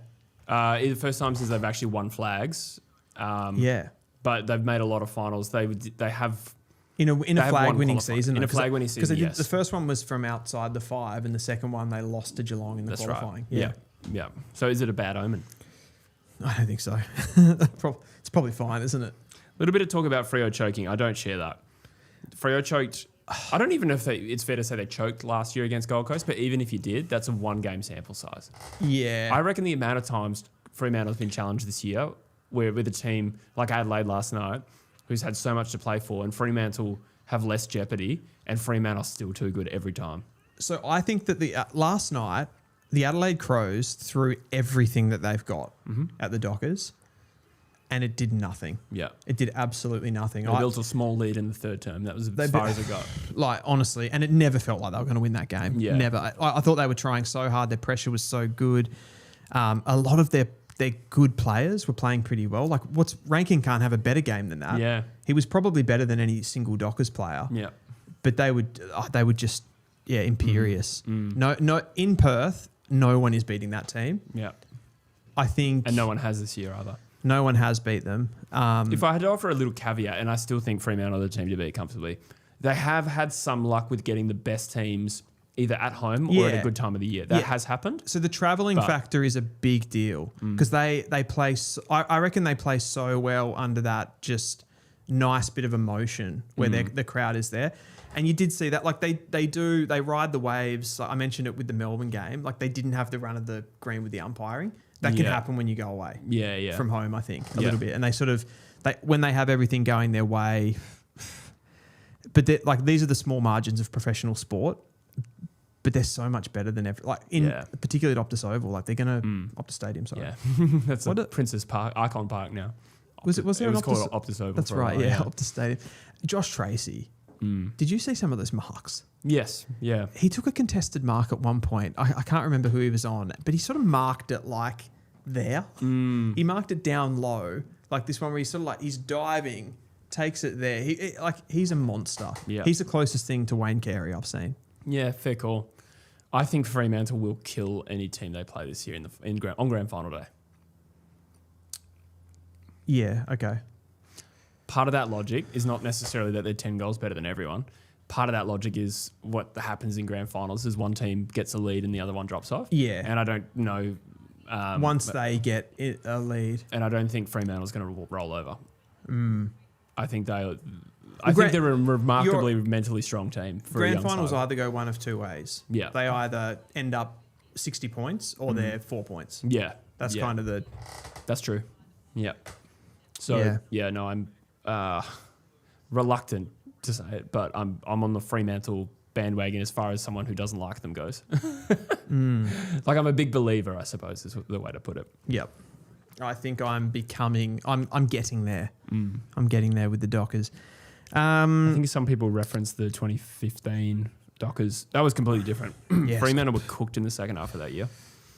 It's not the same side. Like, is there any player from that side still in this? Fife was the closest, I reckon. Yeah. And he just retired, obviously. Yeah, it was like Mundy and Crowley. Yeah, Ballantyne. Yep. Yeah, that iteration. Mazungu, I reckon. De Boer. Yeah, 10-day would have been there. Yeah. De Boer. Pavlich. Yeah, Pavlich played in that grand final. Oh, sorry, he played in 2015. I mean. Yeah. 2013 was the grand final. Me saying closest thing to Wayne Carey, I'm getting some shit for that, I think. My voice, man. The marked man who has laughed at me for saying close to Wayne Carey, I'm just saying like the performance that it was a Carey-esque type. I'm not saying he has like the legacy of Wayne Carey or anything like that. Yeah. Clearly he just looked so much bigger and so much stronger than the defenders. And it's like, Adelaide's, he was playing on Ball Ace, who Adelaide fans are frothing this year. He absolutely monstered him. Yeah, I don't think there's very few key backs who could really go toe-to-toe with him who physicality. I reckon like someone like a Barris or a Wilkie would be his best opponents there. I reckon he's too quick. Well, yeah, I just meant purely from like a wrestling point of view. Yeah. But I agree that, there's a mismatch. There's an advantage somewhere else. Yeah. The way that he can hit up at the football, he's got like we talk about those leading type key forward, like Gunston, who we're calling for a key forward who's leading up at the football and taking uncontested marks. Yeah. Tracy's sort of taking contested lead marks. Yeah. Like they just kind of put the ball there. Yeah. And he just smacks everybody out of the way. Yeah. He's unbelievable. Yeah. Totally agree. Should shave his head though. He needs to do that, Jesse. Yeah. First of all, let's shout out the BENQ TK705 STI projector, which has changed the way we do our live streams. We are watching Marbio Chol spill a very gettable mark with it at an incredible amount of pixels. We are. And I will never go back to watching football any other way. Even being at the MCG today comes a close second to being here with you, Dylan. Absolutely. It's I think it's around 3,960 pixels. That's what I'm hearing. Overall that we're seeing here on the Ultra HD. And it's just beautiful. I spend a lot of time at home at nights watching documentaries, TV series, movies on this thing, and it's a cinematic experience, Jesse. So I walked in and you had Mean Girls 2 up. That's right. While we were preparing for the stream. Yeah. And Lindsay Lohan.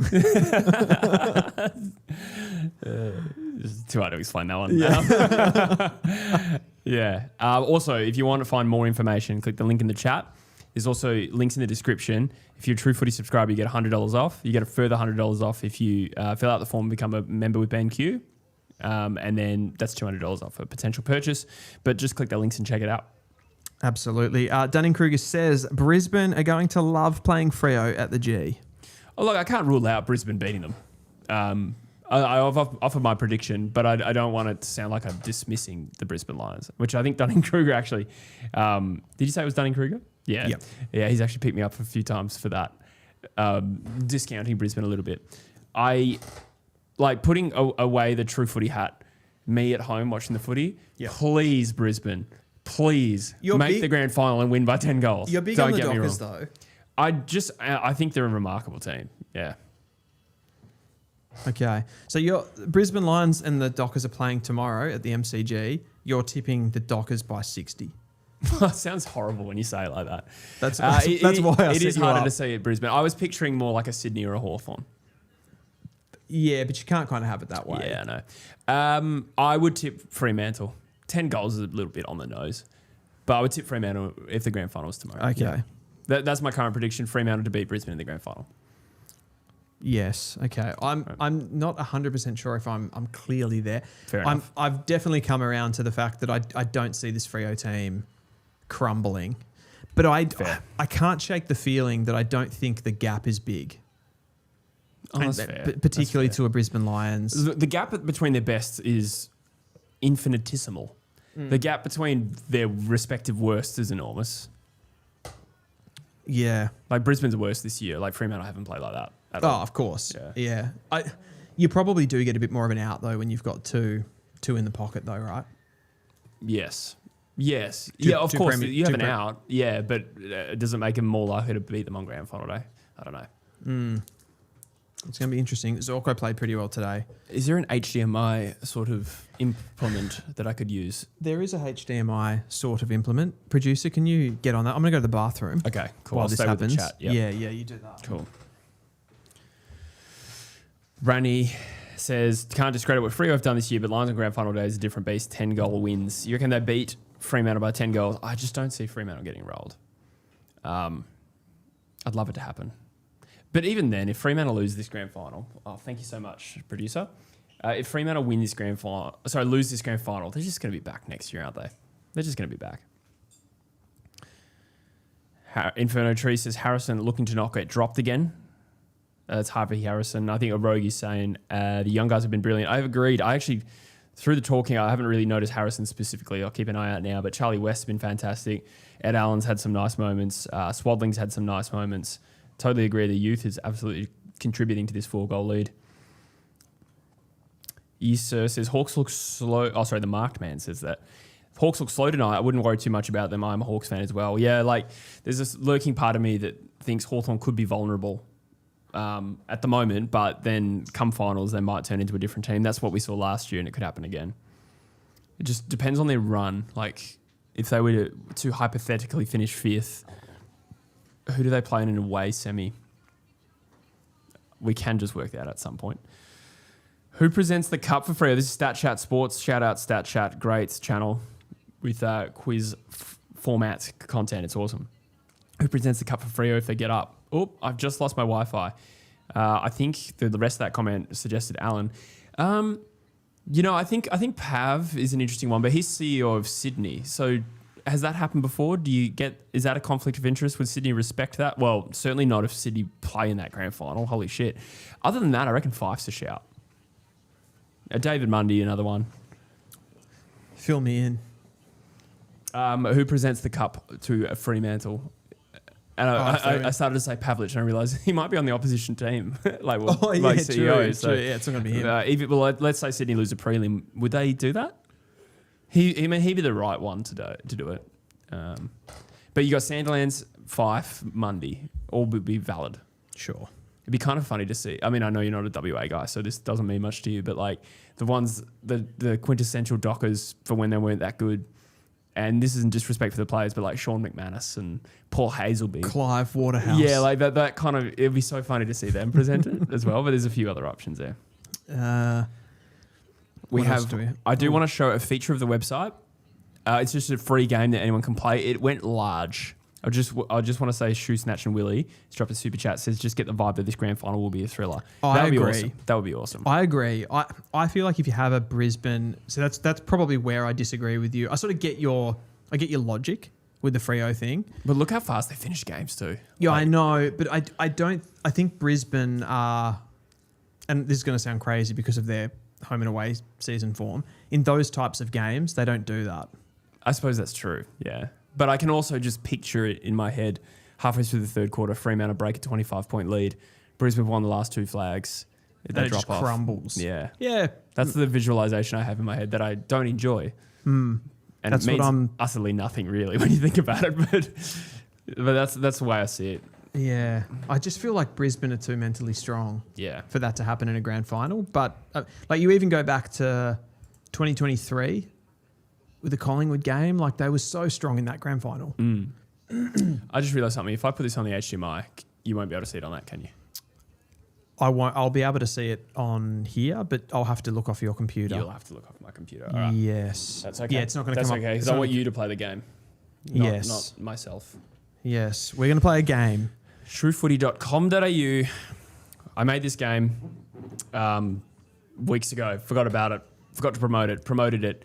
And 1,000 people joined the website that day. Like free members to play this game. And sadly, I've never played it. I know. I shit you not. Like I work with people who know that I have the website. And I've casually told them, I've walked past people playing this game in front of me. Really? I shit you not. It's a big game. Shout out Michael. It doesn't even work at Bunnings. He works at for a supplier. And I walked past him and he's playing that. Yeah. And he doesn't even know that you... Like, oh, no, he did. He knew that. But it was still a bit of a surprise. I was like, what?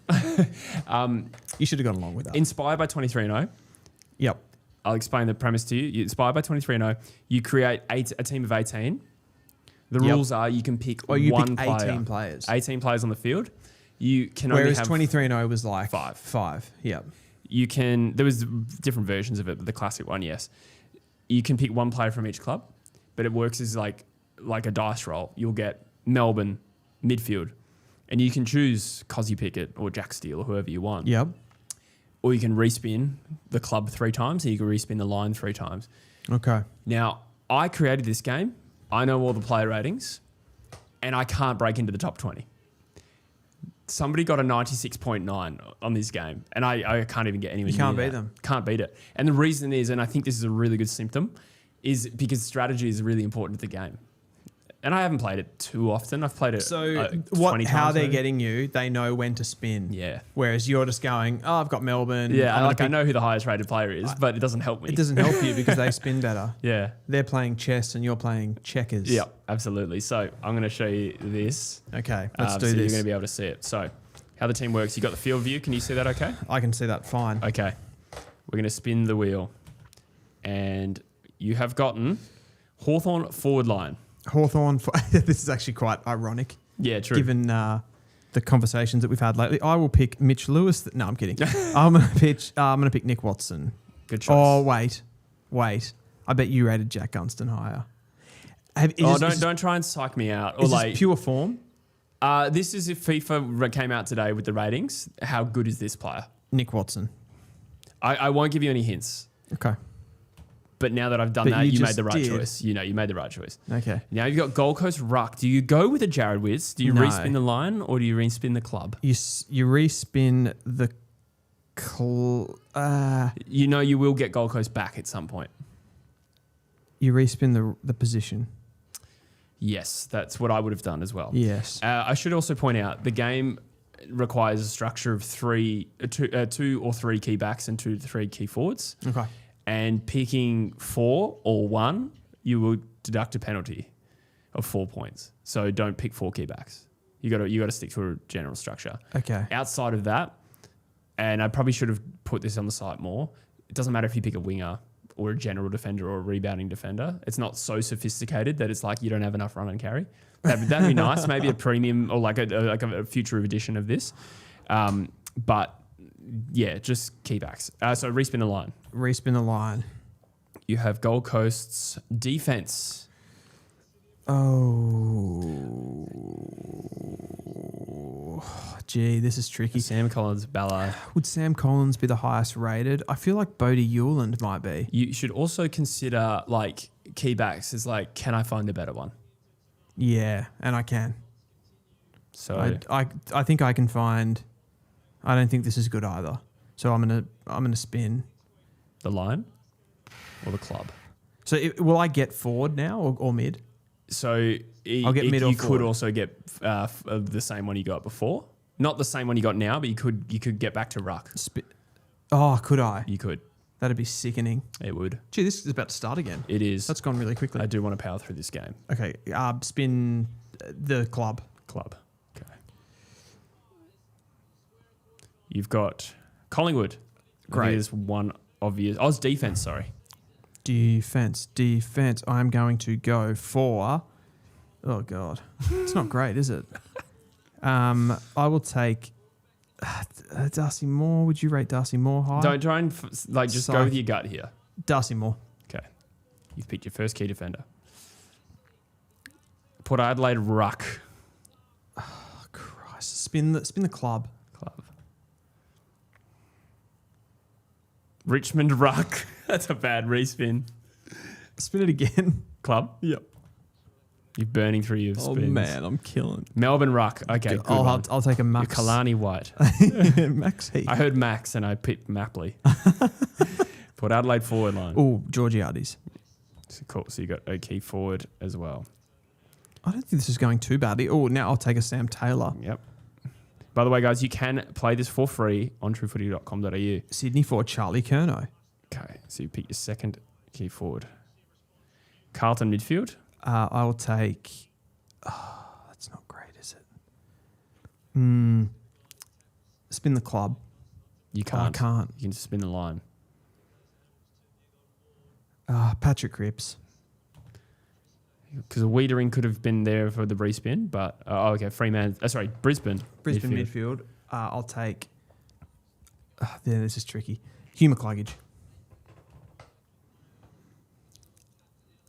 Gold Coast defense again. Oh my God. I'll take Rioli. No, I'll take Hewland. Oh. Good choice. Was that correct? I think it was. I actually don't really remember. Oh, West Coast midfield. I'll take Harley. Yeah. I think the West Coast player you want is Jake Orderman. Okay. Fremantle forward line. Oh, this is nice. So I've taken too many forwards now, haven't I? No. You can't. The game will stop you. Do I need key? You can go a key. You can go one more key, or you can go a general forward. I'll take Tracy. I reckon I got the perfection of a forward line, like from a key. It's not bad, eh? Yeah. You've got Geelong midfield. And I'll take Bailey. Oh, should I take Dempsey? It doesn't help me taking Dempsey. Don't worry too much about the winger part. Yeah, Bailey. Maybe Max Holmes. I'll take Bailey. You've probably rated him higher. I got a feeling they might be the same, to be honest. I can't remember. Okay. Richmond's midfield. You do have two lines, respins. Yeah, spin it. Probably want a defender here, in my opinion. Oh, you've got forward. Seth Campbell. Adelaide forward. Well, that's not bad. You can't pick a key forward. Rankine. Well, you could. You just get penalised. North Melbourne defence. Comben. Bulldogs defence. Oh, you've been cooked here, eh? Bailey Dale. Yeah, true. Bailey Dale's a good player. Essendon defence. That's disgusting. Jesus. I'm going to take... do I have a spin left? You have the line, but do you have a midfielder? Yeah, you have a wing spot. So you're actually guaranteed, I reckon, to get midfield here if you click it. Do I need to get a defence? Do I need a defender? You do need a defender as well. You've got a defender and a midfield spot. Andy McGrath. Yeah? Yeah. St Kilda midfield. I'm Nasiah. guessing. Naz. All right, let's see what you got. 81.3. Is that good? No. So the all-time leader is 96.9. You didn't crack the top 20, but we have daily leaderboards too. So you have a leaderboard. You have today's leaderboard. Did we crack it? I mean, this is under my account. So we're 33rd. Oh, actually, no, because I got 85.6 earlier today. No, good. The highest score of today was 93.8. We actually also just quickly have an under 22 version, and we have a highest potential game as well. Which Under 22s is like best players under 22. Current rating, highest potential would be like you're picking like Sam Darcy. Oh, I don't think he's even eligible, but like Sammy Lawler, Harley Reid. Yep. Sam Lawler, exactly. Good shout. So yep. There you have it, guys. Just check it out on truefooty.com.au. Completely free to play. Ooh. And we are back. We're back to the action. 3 minutes into the third quarter, Hawthorn have to get a move on here. Not a lot has happened. 3 goals, 8 to 7 goals, 5. The Pies lead. There was a nice little chase down tackle there, Nick Watson on Scott Pendlebury. And Hawthorn looked to go forward. Here's Mitch Lewis. Oh, they're on here. They're on. Gunny. Rogie says never respin on a club in the ruck. I actually agree with that. You want to always just respin the line. Okay. Because how many teams have like the rucks that you want? You're trying to build the best team. You got, I don't know, Gawn, Grundy, Luke Jackson. What's the drop between like the next rucks outside? Well, those the guys? next rucks after that are probably like Tristan Cherry. Cherry, yeah. And then who else? Jordan Sweet, maybe. I don't know. Yeah, I don't know how high Jordan Sweet is rated. No, maybe he would be he'd be down a bit. Yeah, English should be English there. is the one I was missing there. I think there's probably, without remembering it perfectly, there's a gap, and then I reckon there's a steep gap after that. Yeah. It's just such a hard position, the ruck, in like any of those. You know, when you play fantasy and those sort of games as well, the rucks are tough because if you don't get one of the top guys, it's like there's a big drop off. Yeah, exactly. Gunny has just kicked Hawthorn's first goal of the third quarter. Nice. Could this breathe a bit of life into them? So I actually reckon you made the right choice on the player available just about every time there, off my memory. But okay, the strategy's all in the respins. Yeah. Like if you get Melbourne, you could go Cozzy, for instance, or is it smarter to respin till you get a ruck? Yeah, because that could be the difference between you winning. Same thing with Collingwood and Dacos. Speaking of, nice little burst pace away from Josh Ward, just runs in a completely different line, and he kicks it straight to James Sicily, who takes a chunky little mark on. I think is that Rowan Steele? I think it is. Little pitching wedge up the pocket. Noah Howes, Rogie's favourite player. Yeah. Ginnivan to Watson. They're on here. Here we go. The Hawks have come out a bit of a different side to start this third term. And he's kicked a behind. He burnt the absolute shit out of, I'm not sure who that was on the... He needed to flick the handball. Yeah. Gunston, I think they're saying. Oh, wow. Look at that in the replay box. Oh, yeah. Give it. Yep. I feel like McDonald's playing poor lately. Let me know if that's true, Hawthorn fans. Houston with a brave kick, and it's been intercepted by Impey. Finds Josh Ward, who's had a bit of the ball in a minute here, and he finds a very... Dylan Moore? Geez, Collingwood's defense here is out of sorts. What's happening? That was poor. It started with a sloppy kick. Well, it started with a brave kick from Houston. It was the wrong option. And then the turnover, Collingwood were just looked at the chat. There was no movement there from Collingwood. That was really poor. We do know that they're coming in with an undermanned defense. So Impey finds Ward uncontested, who finds Moore uncontested, who finds... I've already forgotten who it was. Mitch Lewis uncontested, who finds Connor McDonald uncontested. Wow. That was just a shit show for Collingwood. Even that previous one that Gunston took, right? When they kicked the ball into him, I think it was they kicked it into Ginnivan, and Hawthorn had a 2-on-1 in that marking contest, which meant that Ginnivan could essentially just block out, I think it was Howes, and Gunston took the mark. So there's something going on for the Pies here at the start of this quarter. Can't get it together. Back to 8 points. Cam McKenzie in there at the centre bounce, Jesse. He's having a season. Yeah, he looks good every time he gets the ball, doesn't he? Josh Ward also had a big couple of minutes there, and Will Day back to this side. It's a much better Hawthorn side than perhaps a midfield, that is, that was forecasted at the start of the season. And they go again. Will Day is going to get involved here from Sicily. Oh, I love Will Day. Will Day or won't Day win? Here we go. As he goes along, Gunston. That's why he's not a clear key position player. Yeah, that's why he's not a key, Jesse.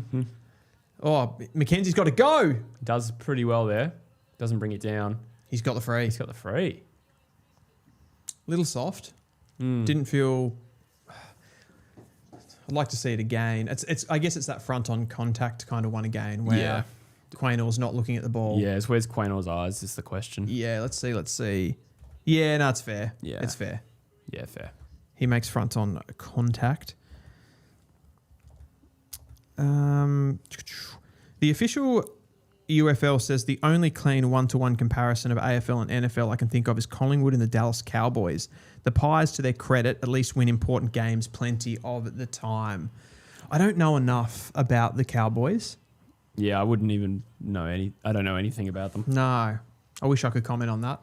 Cam Mackenzie comes in and kicks that goal, and they're back in this. It's 2 points. Oh, yeah. They've completely eroded that lead that Collingwood built, and you can...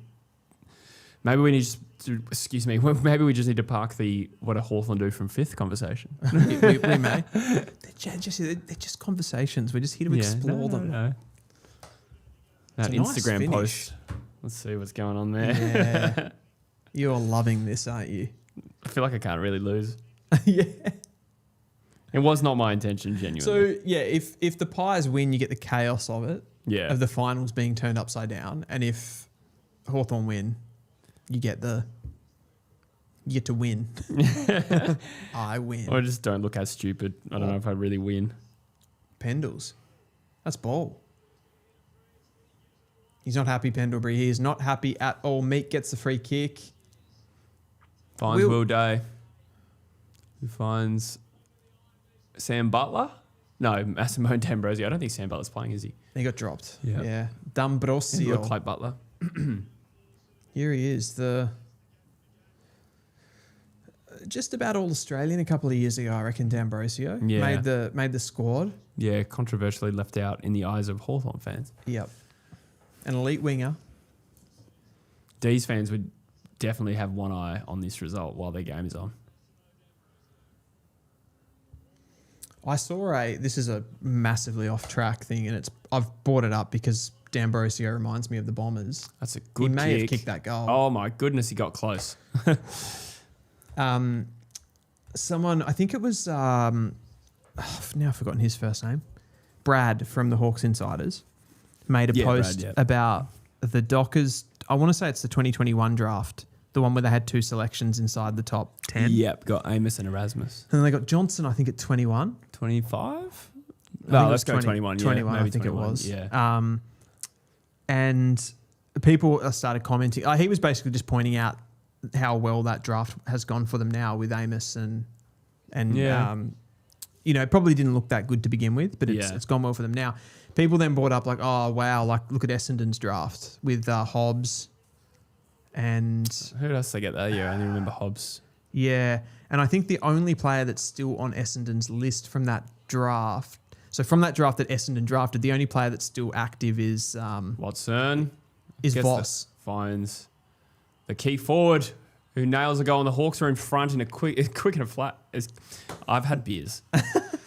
And I'm actually just so sober right now. But you know when you day drink and you never really... You don't come back You don't from really it. come back You to never earth. really come back. Yeah. It's like, I don't know if you ever have that moment with like, there's a pub session during the day, but you're kind of like, if there was some sort of a plan at some point during the day to go to the gym, that's gone. Yeah, now. 100%. That first literal drop of alcohol on my tongue ruins the like, gym for me. That's done. That's not happening now. I have gone to the gym after like a beer and it feels wrong. It's disgusting. I also don't like going to the gym after a shower.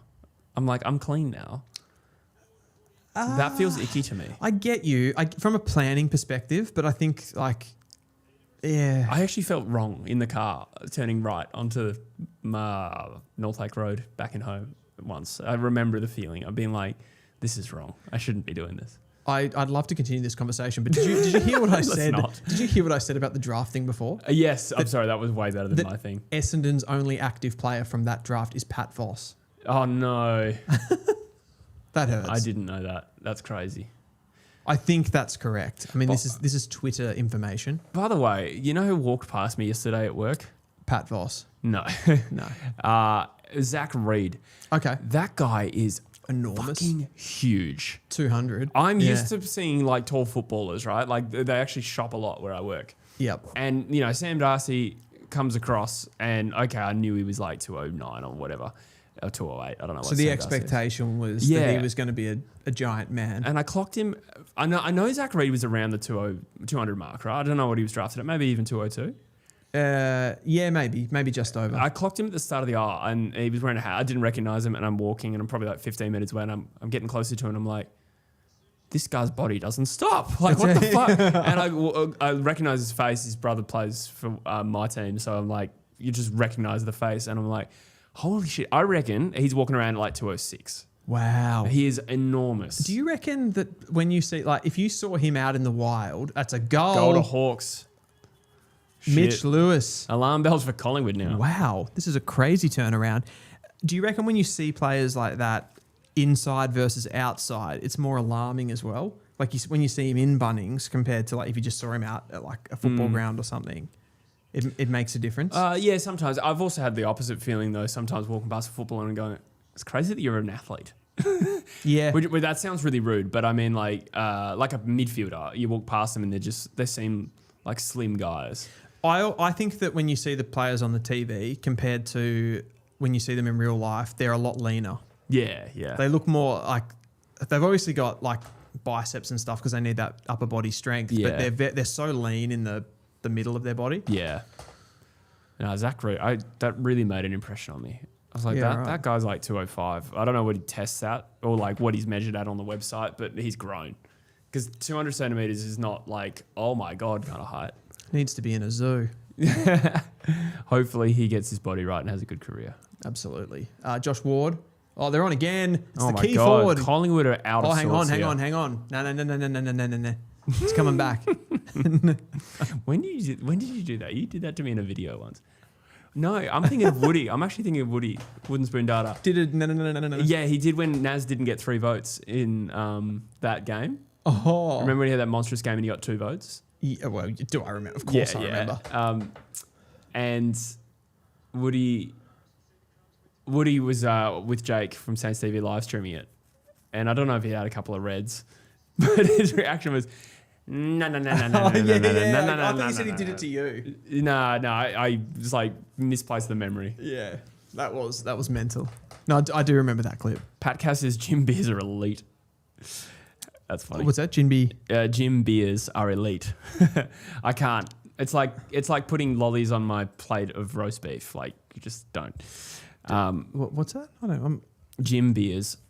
Oh, gym beers. Yeah, gym I thought you were saying gin. Oh, Reuben gym beers. Yeah, like gin. And I thought it was a play on words or something. Yeah, right.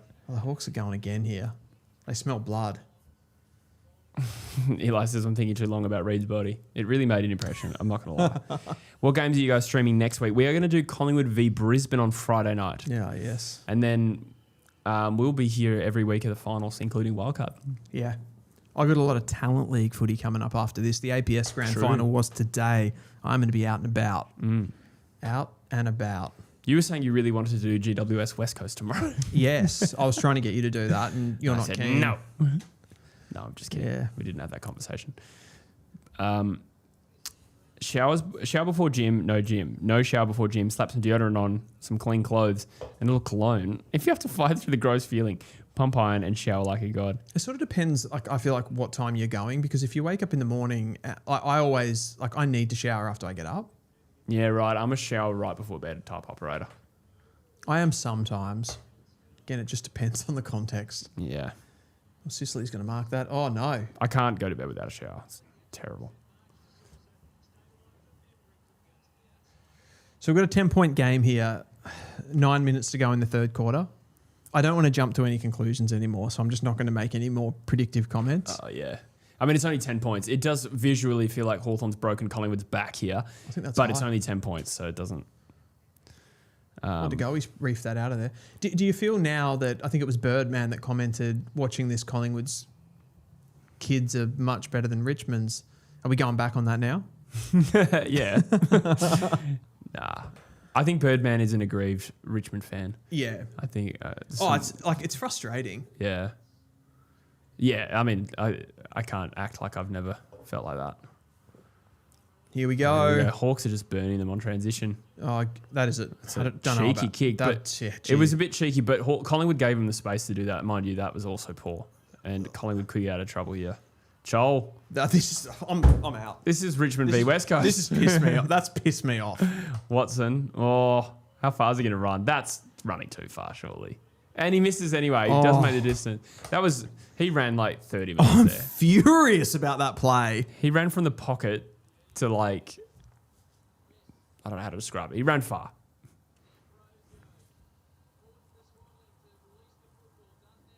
Oh, does that piss you off when stuff like that happens?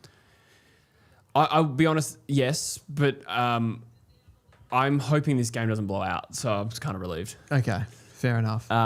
Nothing shits me more than a player falling over. And I know that's irrational and unfair, but when an Eagles player slips over at a costly moment, I rage. I fly into a fury, and it's so unfair. Oh, Watto. I'm also exaggerating a little, but That I is do a get goal. really angry. Oh my God. No, he's missed. No score. No score. No, I think it was marked. Certain that was a goal. It looked good, but he marked it before the line. I'm surprised they're even reviewing it. It looked pretty clearly Marked before the line. Yeah. I just can't believe how, what's the word, laconic that Jack Ginnivan was in that moment. It just annoyed me so much. Okay, fair. Yeah. Like, I don't mind the creativity of what he was trying to do, but I feel like he just did it all in slow motion and just let the defense. I suppose ultimately it kind of worked out, and it was actually the Chol little tap. But my mind went to how did Collingwood allow that much space? Oh, but it was poor defending. That's been a problem this quarter. Yeah, absolutely. Here we go. Collingwood mount Getting a out bit the of front a lot. a response here. Just no one really home. Sicily in front of Membry. Membry does pretty well there. In fact, he does very well. Charlie West for number 8. Still in play. Battle. Keeps it in. Well done from Carl Amon. Just gets it out into a little space. John Is Newcombe. Nash playing? I haven't seen Nash. No, he's not on the team at the moment. Yeah, I think he's been injured. Right. So I think they'll have a call to make on him whether they play. Gotcha. Watson finding so much space. What's going on with their defense? Yeah. Watson's had a lot of possessions in the last couple of minutes. Was that play on? He actually took a step there. I got a question for you about when Collingwood won the ball back there and started that transition play, when they before they kicked the ball to Membry, who is a young player, or not even necessarily a young player? There's probably McCreery, but who else has got pace? It is Ed Allen quick. Ed Allen? Yes. I think he is that. Yeah, he is. He is quite quick. Yeah. But I'm not sure. He was involved in that chain. I feel like he's quick in the sense that he can be a very good defensive player and he can be involved, but I don't think he's going to be the guy that's getting on the end of it. Not a line breaker typically. Yeah. I don't know though. He's still got time to add that to his game, as Mitch Oh, Lewis for sure. McCreery's got obviously McCreery's got a bit to him, and he's quick, and you could maybe say Will Hayes has got pace. Definitely, yeah. They just they don't have a good balance of those athletically gifted guys that also have quality. Yeah. I think McCreery's the closest to that. Yep. Ginnivan again. Good spoil there by Houston. Watson again mops up. He's had a lot of possessions. Good tackle from Swaddling. Well done. Gee, they've done all right here. This could have been a blowout of a quarter. DeGoey, Eli says. He's injured, isn't he? No, he's playing, but... Is he playing? Well, I thought he was out for longer. He didn't play last week. Did you not hear when I read the teams, Jesse? No. He's back in tonight. Yeah, right. After, it was a 1 weeker, was it? Must have been, yeah. Oh, he's right there. I mean, I think I do think at his blistering best, he has pace. He definitely does, yeah. Ed Allen here. He's making a run now, actually, to Goey. I reckon he's lost a bit of pace, though, to Goey. Yeah, I mean, his body hasn't always been perfect. It's no. Charlie. Oh, no, it's... Is that Charlie West? That's Ned Long. I thought so. Well, that's the second time I've done that. You've done that, yeah. Do they look similar, or am I tripping? They're both tall. Yeah. What number is West? West is 28. Okay. Is he? I can't blame that then. I was like, well, they're 44 and 45, Dylan. I don't actually even know if that's Charlie West's number. I don't know if it's an eyes thing. I'm actually getting worse at the player ID thing. Yeah. Just like momentarily. I know that I'm not Charlie confident. West is not 28 because that's Tim Membry. I've just said. Yeah. What is West? Oh dear. Is he 8? Is there an 8 No, in I there? don't think so. I thought he was like 40 something, but I couldn't even give you every Eagles player's number. I'm that bad with numbers. Tell us in the chat. Tell us in the chat. Gee, I'm just going back through the chat. There's a bit going on. Stat Chat Sports says, "Hey Dylan, what's your preferred way to watch footy for the draft prospects, in person or on the all-new BENQ TK705 STI projector?" Well done. That is a great question. Yeah. And I don't have to say, A hybrid approach. actually, genuinely, like I always love going to as many games as I possibly can because you really get that, that real front seat for talent ID. Sure. Take the binoculars, see it all. Just fill in your spreadsheets. Fill in my spreadsheets. But, it's almost a good clunk. Having said that, it has changed. Like having the projector, I go through all of the champ stuff. I watch all the games back on this. That's sick. And it lets you see a lot more because some of those games at the best of time are not very good. Like with obviously like compared to an AFL game, you don't have the multiple shots, the tight shots. It's just like just following a ball around essentially. So it makes a big difference for just like identifying players and stuff like that. Tell people what we've added this week to the draft hub on truefooty.com.au. We've added so much to the draft section. We've added a genuine. I don't actually I haven't seen this anywhere else, so I don't exactly know what to call it. But it's like you can now bring up two draftees that play in a similar position, and you can compare their qualities. Things like speed. What do we got? Decision making. Yeah. The attributes are different depending on the position. So key defenders have a different profile to midfielders. Here we go. Yeah, so Will Hayes. You can compare specific traits. Have a shot, son. Goal! Nails it. What a goal from Will Hayes. We're back on 3 points. They needed that. Awesome. That's a nice off the left boot. Will Hayes, the WA boy from Claremont or Swan Districts? I think Swan Districts. I reckon Swan Districts too. Yeah, Cody Angove was from Claremont. Claremont, yeah. Yeah. Good shout. Good young player. Yeah. Yeah, I remember his draft reaction video quite well. Yeah. That was a big one. He was a bit of a bolter. He was, yeah. He looked really flat up until the moment he was drafted. Yep. I think players like that, he's in that genuine purgatory. Like he would have been getting interest from clubs, obviously, but like he went to the National Combine, but he would have been thinking like, how am I going to have sort of differentiated myself from the rest of these players? Like there's there's probably 100 guys that are in the mix. Yeah, totally.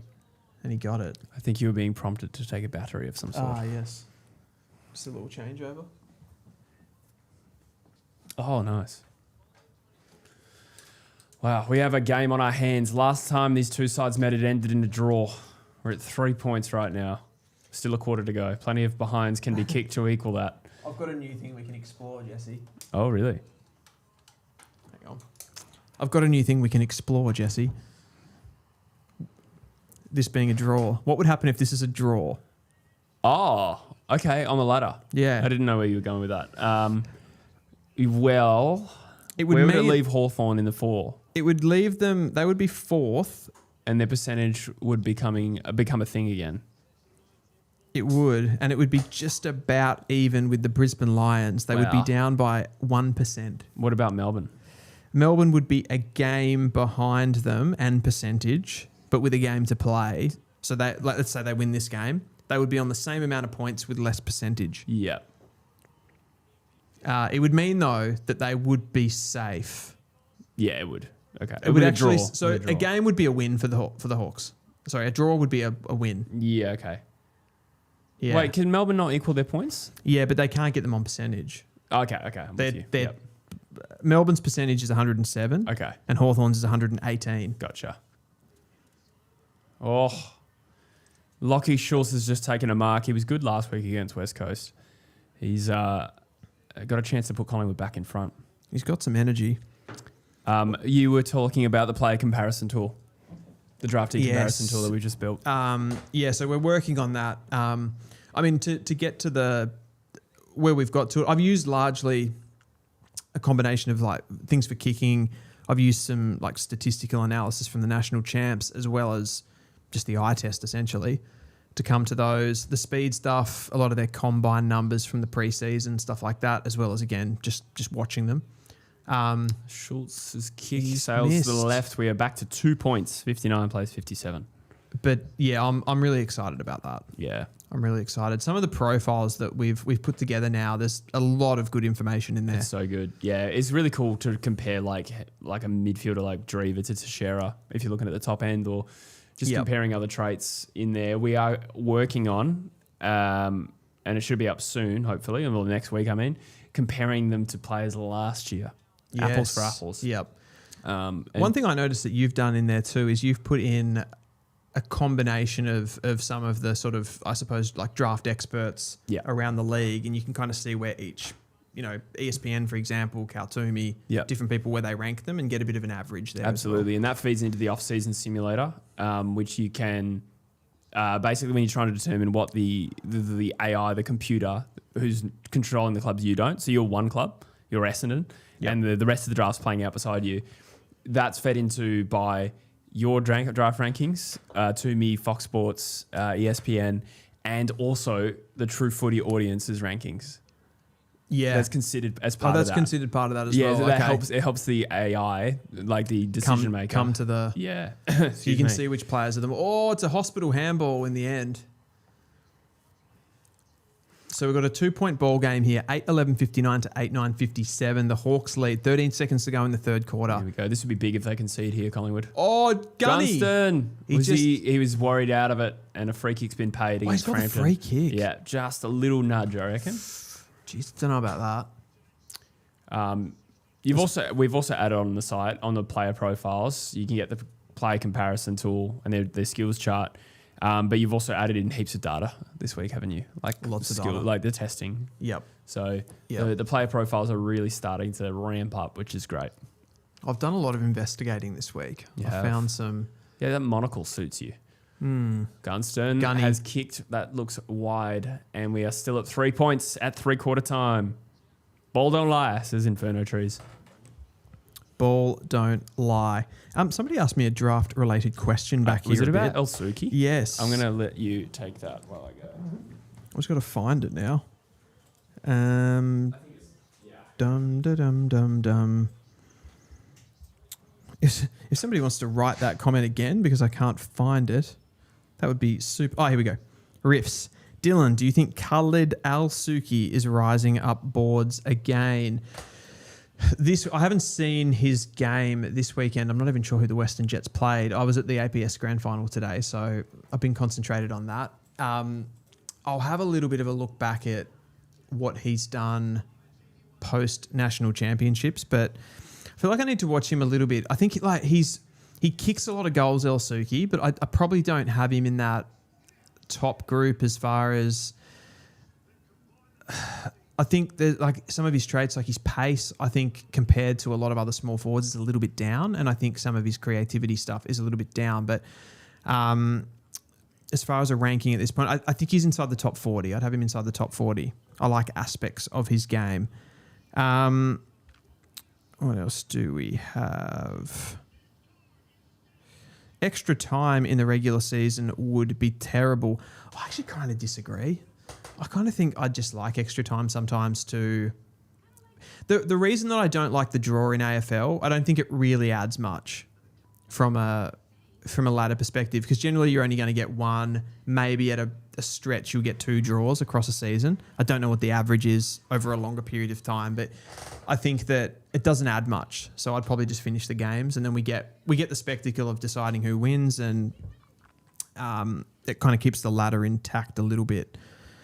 Thomas Addo says, draw is my favourite result as a neutral. Would hate it if we brought in extra time in regular season. I think we've spoken about this before, Jesse, about the draw, and you're pro draw, and I don't think it offers that much. I like it.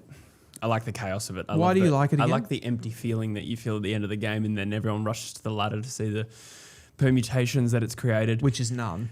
I like that you have to try and win the game. Obviously, you still try and do that with extra time, but I like the extra threat of it being like, oh shit, not a draw. I like that. Okay. When you say go and check the permutations, Like we were just discussing what impact would this have on the ladder right now on the finals race if it was a draw. But they would only have so the only reason that this one would have an effect if it was a draw is because the Hawthorn are the team that drew last time, and so were Collingwood.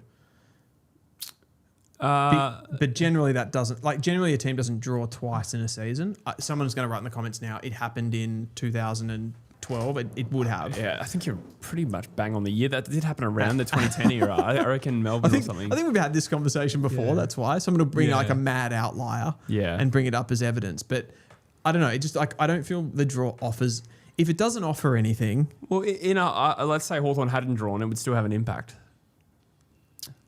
Well, it would give them, it would essentially be an insurmountable percentage boost. That's what it would let's offer. say Hawthorn had not beaten Collingwood earlier. Let's just say that game didn't happen. Like Hawthorn gaining 2 points still has an impact on the Final Four race. So they would be on 56 points. Say they lost that last game, will we? Or will we say they won it? It's more of a general point rather than specifically focus on their ladder position right now. But it can. An extra 2 points, especially if you're a lower ranked team and you draw with a better team, you get 2 points you didn't expect. And if you have a bad percentage, that helps you massively.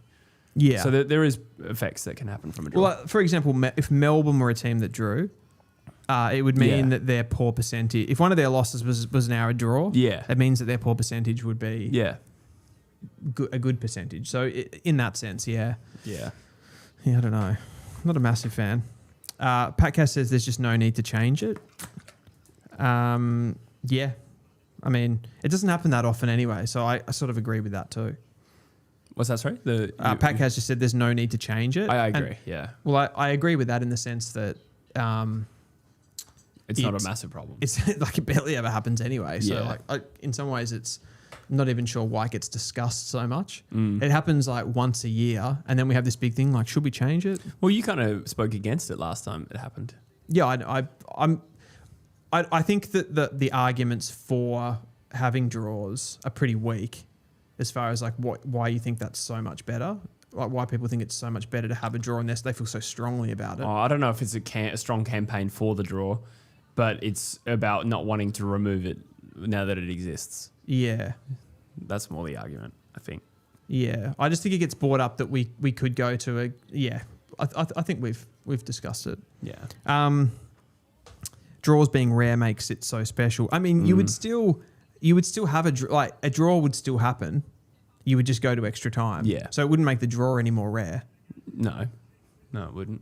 You'd just go to extra time and finish it differently. Yeah, I guess what he means is that's an enjoyable event to some extent. The empty feeling. Yeah. Yeah, okay. Yeah. Got it's it. part of the game. It's part of the fabric of the game. It's like one of those things of like... If they were as common as soccer draws, then we'd be like, nah, we got to fix this. Yeah. It sort of like reminds me of the areas of like, life isn't enjoyable unless you have death kind of thing. Yeah.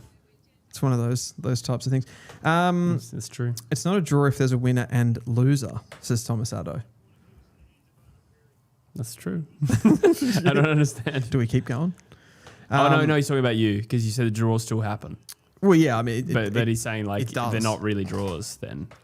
No, but it will still be...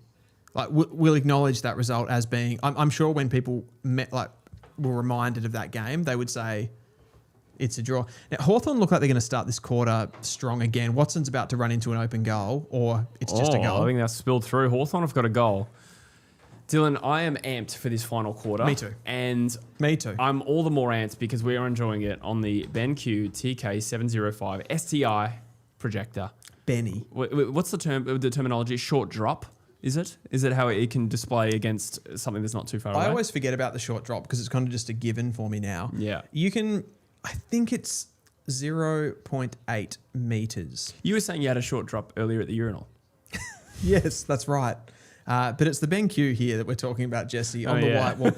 You can have a tiny space, a tiny bedroom, a tiny apartment, as we do here in Melbourne quite often have these small apartments. This thing will give you a banging, hot, large picture. Well, essentially the closer you have it to the wall, it will give you sort of a different size. It will set to your wall. That's awesome. I think it's called Keystone technology. Is it really? It just works. There's autofocus. That's cool. They are reviewing this touch, and we can see it really well here on the BENQ TK705. It has stood as a goal. Yeah. By the way, check out the links in the description and in the chat if you want to check out the projector for yourself. True Footy subscribers get $100 off. You get a further $100 off if you make an account with BENQ.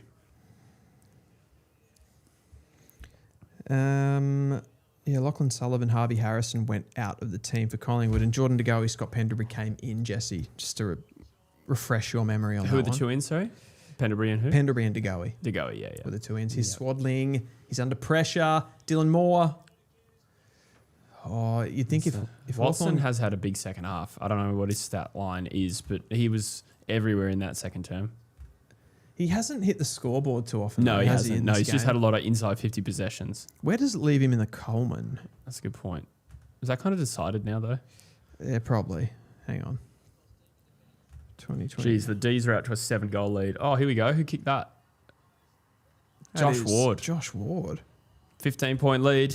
That does feel like it could be decisive. Okay, so yeah, Charlie Curnow. It's unlikely that he will be knocked off the Coleman medal race. 62 goals he has. Yeah. Amos or Amiss, 53. Yep. King, 53. Ben So King, that's that the is. second and third, yeah. The Ben King TK705 STR projector. Watson, 52, and Gunston, 52 as well. He's having 17 disposals, Watson.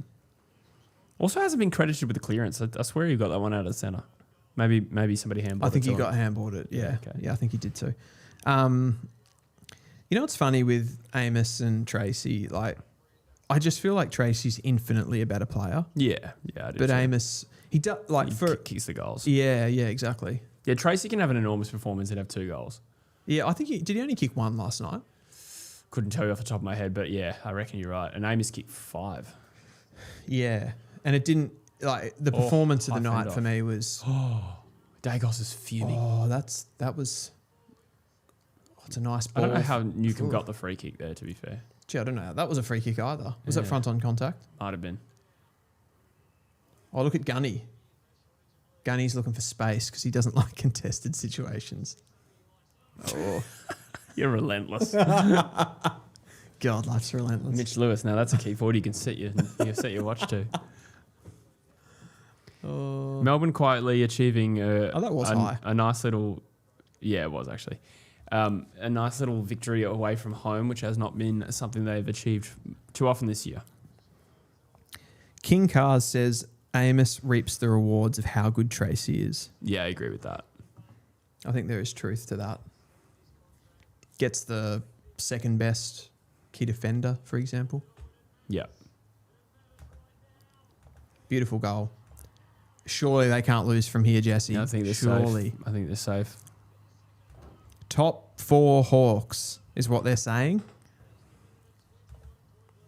21 points. I'm going to set the live ladder. Hawthorn up to third, 62 points. And they have West Coast next. Yeah. Danger game. Danger game, yeah. 100%. So that's it then. If they win this game, Yeah, that they're is fine. it. Yep. That is it. They will finish third. And it probably kills Melbourne and their top 4 hopes. The D's will roll into the Western Bulldogs. Do we give Collingwood any chance against the Lions at the MCG? Some chance. I'll be pretty surprised, though, assuming it's the good version of Brisbane that comes out. Good. I'd pretty confidently tip Brisbane, but I don't think you'd ever totally discount Collingwood. But I think Brisbane are better than Hawthorn, for instance, and they're losing this game. I'm not sure if reality backs this up, but does it feel like Hawthorn jumped Collingwood at the start of all of these quarters? Well, they swamped them in the third generally. I can't remember this. You might be right. Collingwood worked their way back into that though. Again, like Yeah, late they in did. the third. They did. Yeah, you're right. Yeah, of course they did. Sorry, I forgot. So hang on, they went in at halftime Collingwood had the lead. Hawthorn got out to the better start of the game. Collingwood were winning 47-25, I reckon. At halftime. At halftime, yeah. Schultz, another strong mark. He's had a few. Let's have a look at the worm.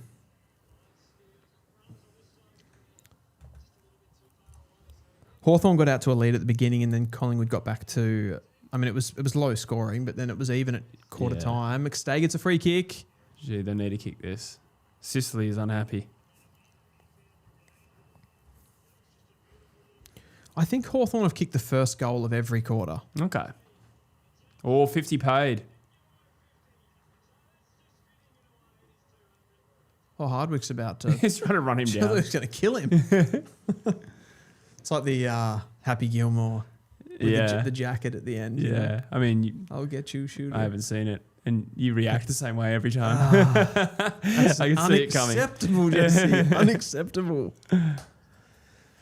Oh, it's a classic. Yeah. I'm more of a Yumi and Dupree type operator. I feel like Happy Gilmore is almost like an Australian classic. Oh, really? Yeah. I know it's not an Australian movie, but you know what I mean. Yeah.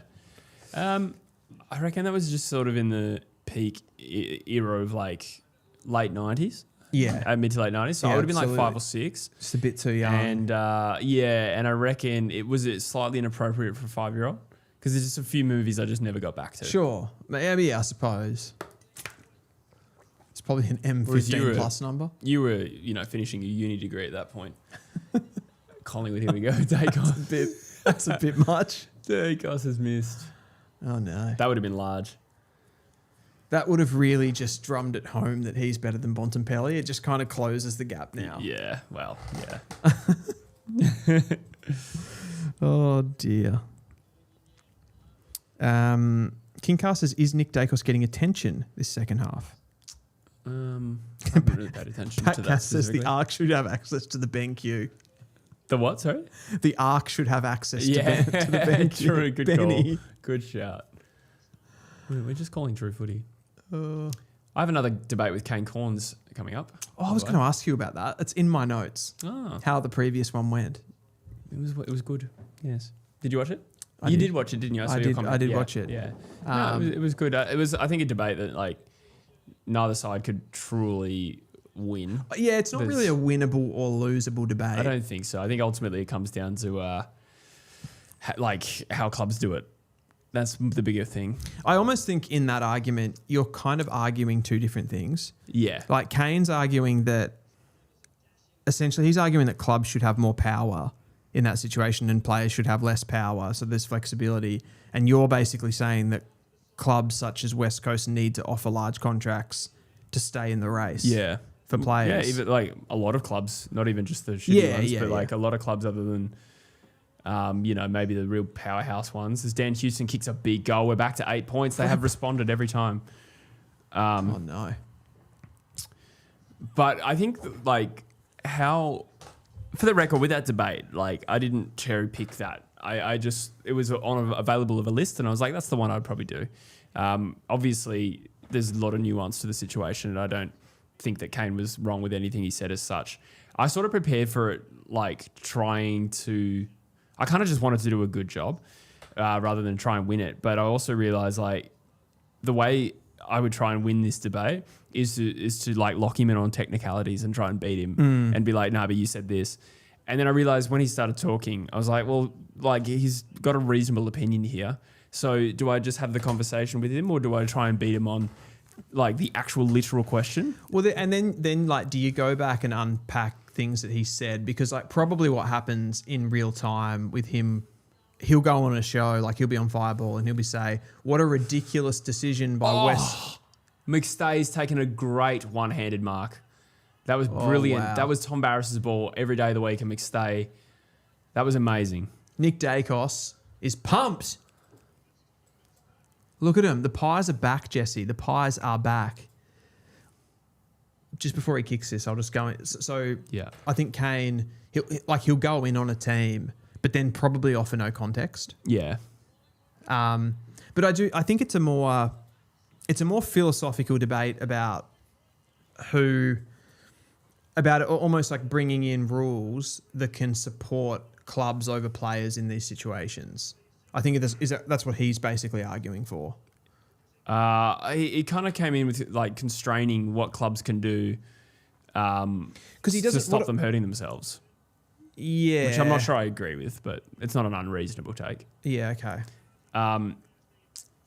But I mean, if the topic question, if I'm arguing this like a lawyer, if the topic question is that contracts provide stability to clubs, I think that you cannot defeat my argument. But No. also I can't disprove his. So by default, it's going to be a 0-0 draw. Yeah, I agree. So all you can have is a good conversation. And I did have some good points, I thought, like around Richmond. Like, I don't know. 2024. But yeah, I mean, it obviously supports clubs being able to sort of like funnel money into different parts of someone's contract. Mm. Like, that's obviously why they do it. If there was nothing pushing clubs to do this, they're not just doing it out of the... Like, clubs don't just do things for players out of the goodness of their heart. Well, I would argue it's market forces that drive it. Exactly. Right? Yeah, so like other clubs doing it first is what makes you have to do it. Yeah, which is, I suppose, that would be reduced or eliminated if you had a cap. But would that not just hamper the worst clubs more? Yeah. Because then it's 5 years at West Coast or 5 years at Geelong. Yeah, potentially. But, Yeah.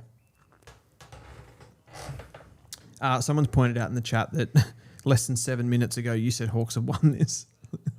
We've done that several times tonight. Yeah. Oh, get used to it. There's going to be more of that. I don't think we had actually said that, did we? I don't think so. I kept saying it feels like Hawthorn's about to break their back, but I don't think I've actually said Hawthorn have won this. I think we did. I actually think we did. Did we? Yeah. I was like, this is about done. And I thought you agreed with me, unless I misheard you. Sometimes I agree without listening. I'm not going to lie. But look, yeah, maybe I would have. Will Hayes! And the Pies are in front. Oh my God. Ladies and gentlemen, we had a conversation about the top 10 games of the year at the start of this show and then quarter time. This is on track to be close to number one. It really matters how the finish goes. But this game has been unbelievable. How many youth points? 7 youth points for William Hayes. Oh, okay. Specific. I didn't understand the question. You weren't listening again. Oh, geez. Did we give him a point? I think we did. Oh, we would have given Will Hayes a point. Yeah. I reckon we might have given him 2. I don't think we gave him 2. Whether we should or not, it's different. I think we landed. We probably gave him 1. Yeah, 2 would have been generous at the time. But, these things are fluid and you can improve. Yeah. Collingwood maggots are all arse, says Peter Dell. Oh. Gee, the Pies youth looking good, says Birdman. He's come back for me. Yeah. He doesn't miss. Yeah. Wow. Look at the worm. Wow. Worm is. You haven't seen a worm like that since the 90s dance floor. I haven't seen a worm like that since North and Geelong this afternoon. That's true. Good point. McCreary. I think it's to the right. This game is so momentum based. Yeah. I thought you were going to say momentumous. It is I really momentumous. thought that was where you were going. I'm going to get some water. Hawthorn need to arrest this momentum. 13 minutes to go. They trail by 5 points. Their season is hanging by a thread. He's found Ginnivan. Oh, I think Ginnivan got a little scared from the contact coming from behind there. I thought he was going to drop that mark. The Hawks don't get a lot out of... Oh, here we go. Every time one team gets the ball, I'm like, oh, they're on. They're on. It's been an open game. Oh, Lewis. Oh, he's done all right there. Gee, they've... Finds Wow. more. And they're back. Needs to hit the lead by 1 point if he kicks it. Liam Puncher stands the mark. They had the fast-footed Dylan Moore got off the chain there, Jesse, of Liam Puncher. Mm. This is huge. Like, if Hawthorn lose this game, they'll need what's one of those really serious things? They'll need a royal commission into what's happened here, Jesse. He's missed. I actually saw that on the app accidentally. Oh, because it was slightly delayed. That's like cheating in trivia. So Melbourne currently sit 4th on the live ladder for those unaware. Collingwood into 8th. Still remain 8th. What's the fallout for Hawks, in your opinion? Like, is this a real not waste of a season because the season's not over, but have they destroyed their top-end credentials. They might... Oh, it's a huge spoil from Puncher. Nah, The mid-season draftee. I don't think so. I think in finals, what we saw last year was that they still can go up a gear. So Yeah. I'm not going to write them off regardless of where they finish. Are they, from the eye test, from anything we've seen by far at this point, are they a premiership quality side from third or fourth? No. Yeah, it doesn't look like it, does it? To win it from 6, I think, seems unlikely. In my opinion, I don't think they're quite there. But that doesn't mean they couldn't... You know, I think if they played Sydney in a semi-final in Sydney, I think they'd probably win that. Sydney. If they got the Crows, I don't know if that's possible with the fixture, but That was an adventurous fly for a mark from Lockie Schultz in the moment. their semi-final could even be the D's. I don't know, again, if that's possible with where they finish. They'd be shitting themselves Oh, playing absolutely, the Ds. but I also wouldn't rule them out. No. Yeah. Which puts them into a prelim if they win that. So I reckon there's a world in this season that Melbourne are the third best team. They might be the third best team in it. possibly. Again, sometimes these things are revealed in finals, right? That's right. Like the Crows last year. Yeah. At the start of the finals, you would have given them a lot of credit. Yeah, I don't think anybody would have thought going into the final series, though, that the Crows were the best team in it, Not the best team, but even though they finished on top. probably in that top handful. Hawthorn had slid to 8th. We'd probably written them off. They made a prelim. Yeah. No, And that's true. Melbourne just lost to Geelong a few weeks ago. Yeah, I think going into finals, Brisbane and Geelong were the big ones, right? Probably. I think we'd sort of faded away from Collingwood. They ended up making a prelim. Yeah. Yeah, but that's how much that top 4 protects you, right? Yeah, exactly. Like, it felt like Collingwood was starting to fall, but they were still able to make it. And that's kind of been your point with the Dockers this year, like 2 home finals. They probably just get grand final admission almost based on that straight away. Surely. I can't imagine them losing at Optus in a final. No, Peter Dell says Hawks have to show more heart. I think this is gut check time. Yeah. This will speak volumes about them. For sure. Who's going to stand up? Sicily's trying to get up and get involved Pendlebury. off the back of the stoppage. Basketball background, bounces it. Bit of a dribble. Impey, nice hands over to Newcomb. Mackenzie's been good, but can he stand up in a big moment? Sicily feeds the handball back to Impey. All their good players are getting involved. They need a contest here from the Tolls. Mitch Lewis gives it. What can they offer? His moment. Oh my God, well done. Is that McDonald? I think so. That was a great goal. Oh my God. What a moment. That took actual composure. Chol did a good job there. Peter Dell says most of the Collingwood players are short ass tissues. What have I done What here? are ass tissues? It's toilet paper. Never heard of it.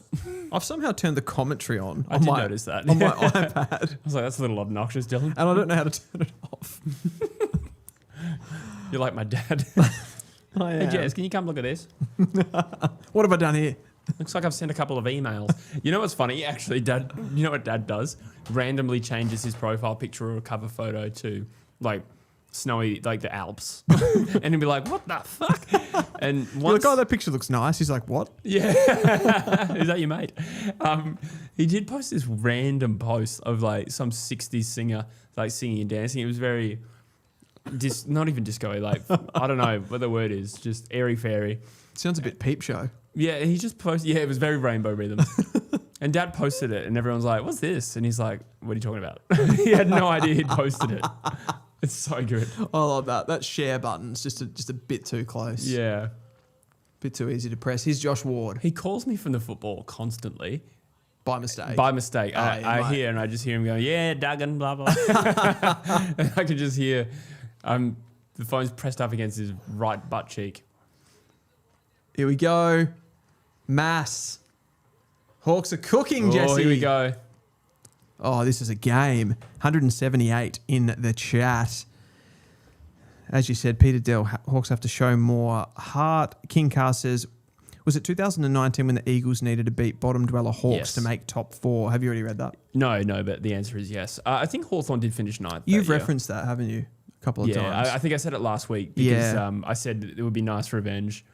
I think Hawthorn finished 9th, if I'm not mistaken, that year. But yeah, it was a boil over. I think we were seen as the biggest challenger to Richmond, like pre-finals. That's right. And that ruined our season.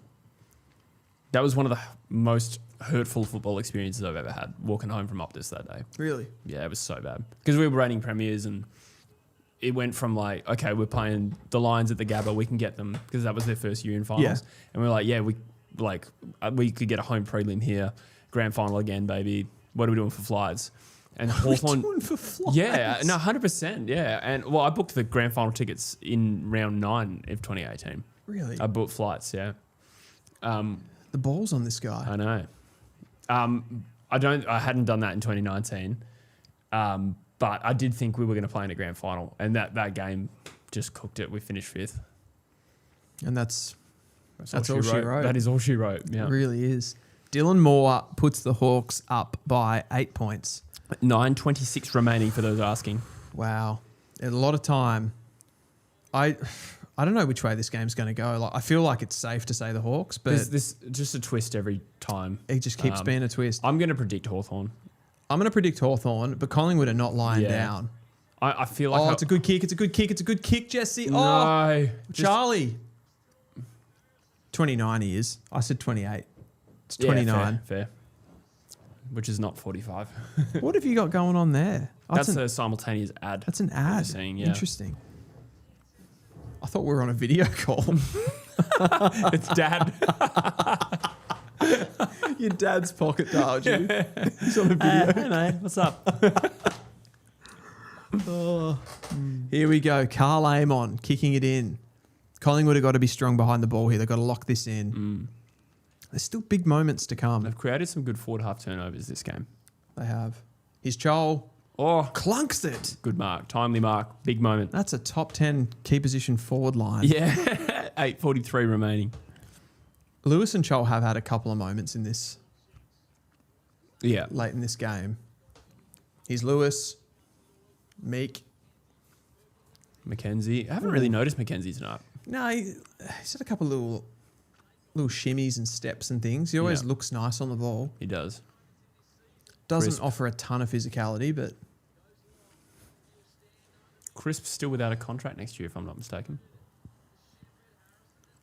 Yeah, right. Do you feel like Barris that was sloppy from Houston. Gives away a free kick just by kicking it over the line. Do you think Barris looks like he's playing hurt at the moment? I just don't think he's moving particularly well. I feel like he spent a lot of his career like that. Just like just looks hampered. sore. Yeah, he really... I don't know. I feel like in the middle of the season, he just looks so rock solid to me. I just didn't think a forward could get a hold of him at all. And then the last 2 to 3 weeks that I've seen him play, it's just the mobility's not there. Forwards are getting away from him. I don't think he's ever been super mobile, but... No. Yeah, I get your point. Yeah. But he wasn't losing them as much. And like, I don't know, maybe that's... There's so many factors to that. Like, is that Hawthorn's defence around the ball are letting, like... good exits from the midfield, which mean they can hit up on players better. I think tonight that's definitely been true. And against Brisbane, that was definitely true. Yeah. Yeah, because it was real. I mean, Morris, I don't think Morris is a great matchup for him. But no. Battle goes back courageously, but Anderson, can Collingwood make something of this? Houston, he's within range. I reckon he should have handballed that. Yeah, it doesn't look good off the boot. It's a behind. He should have given that to Westy. Yeah.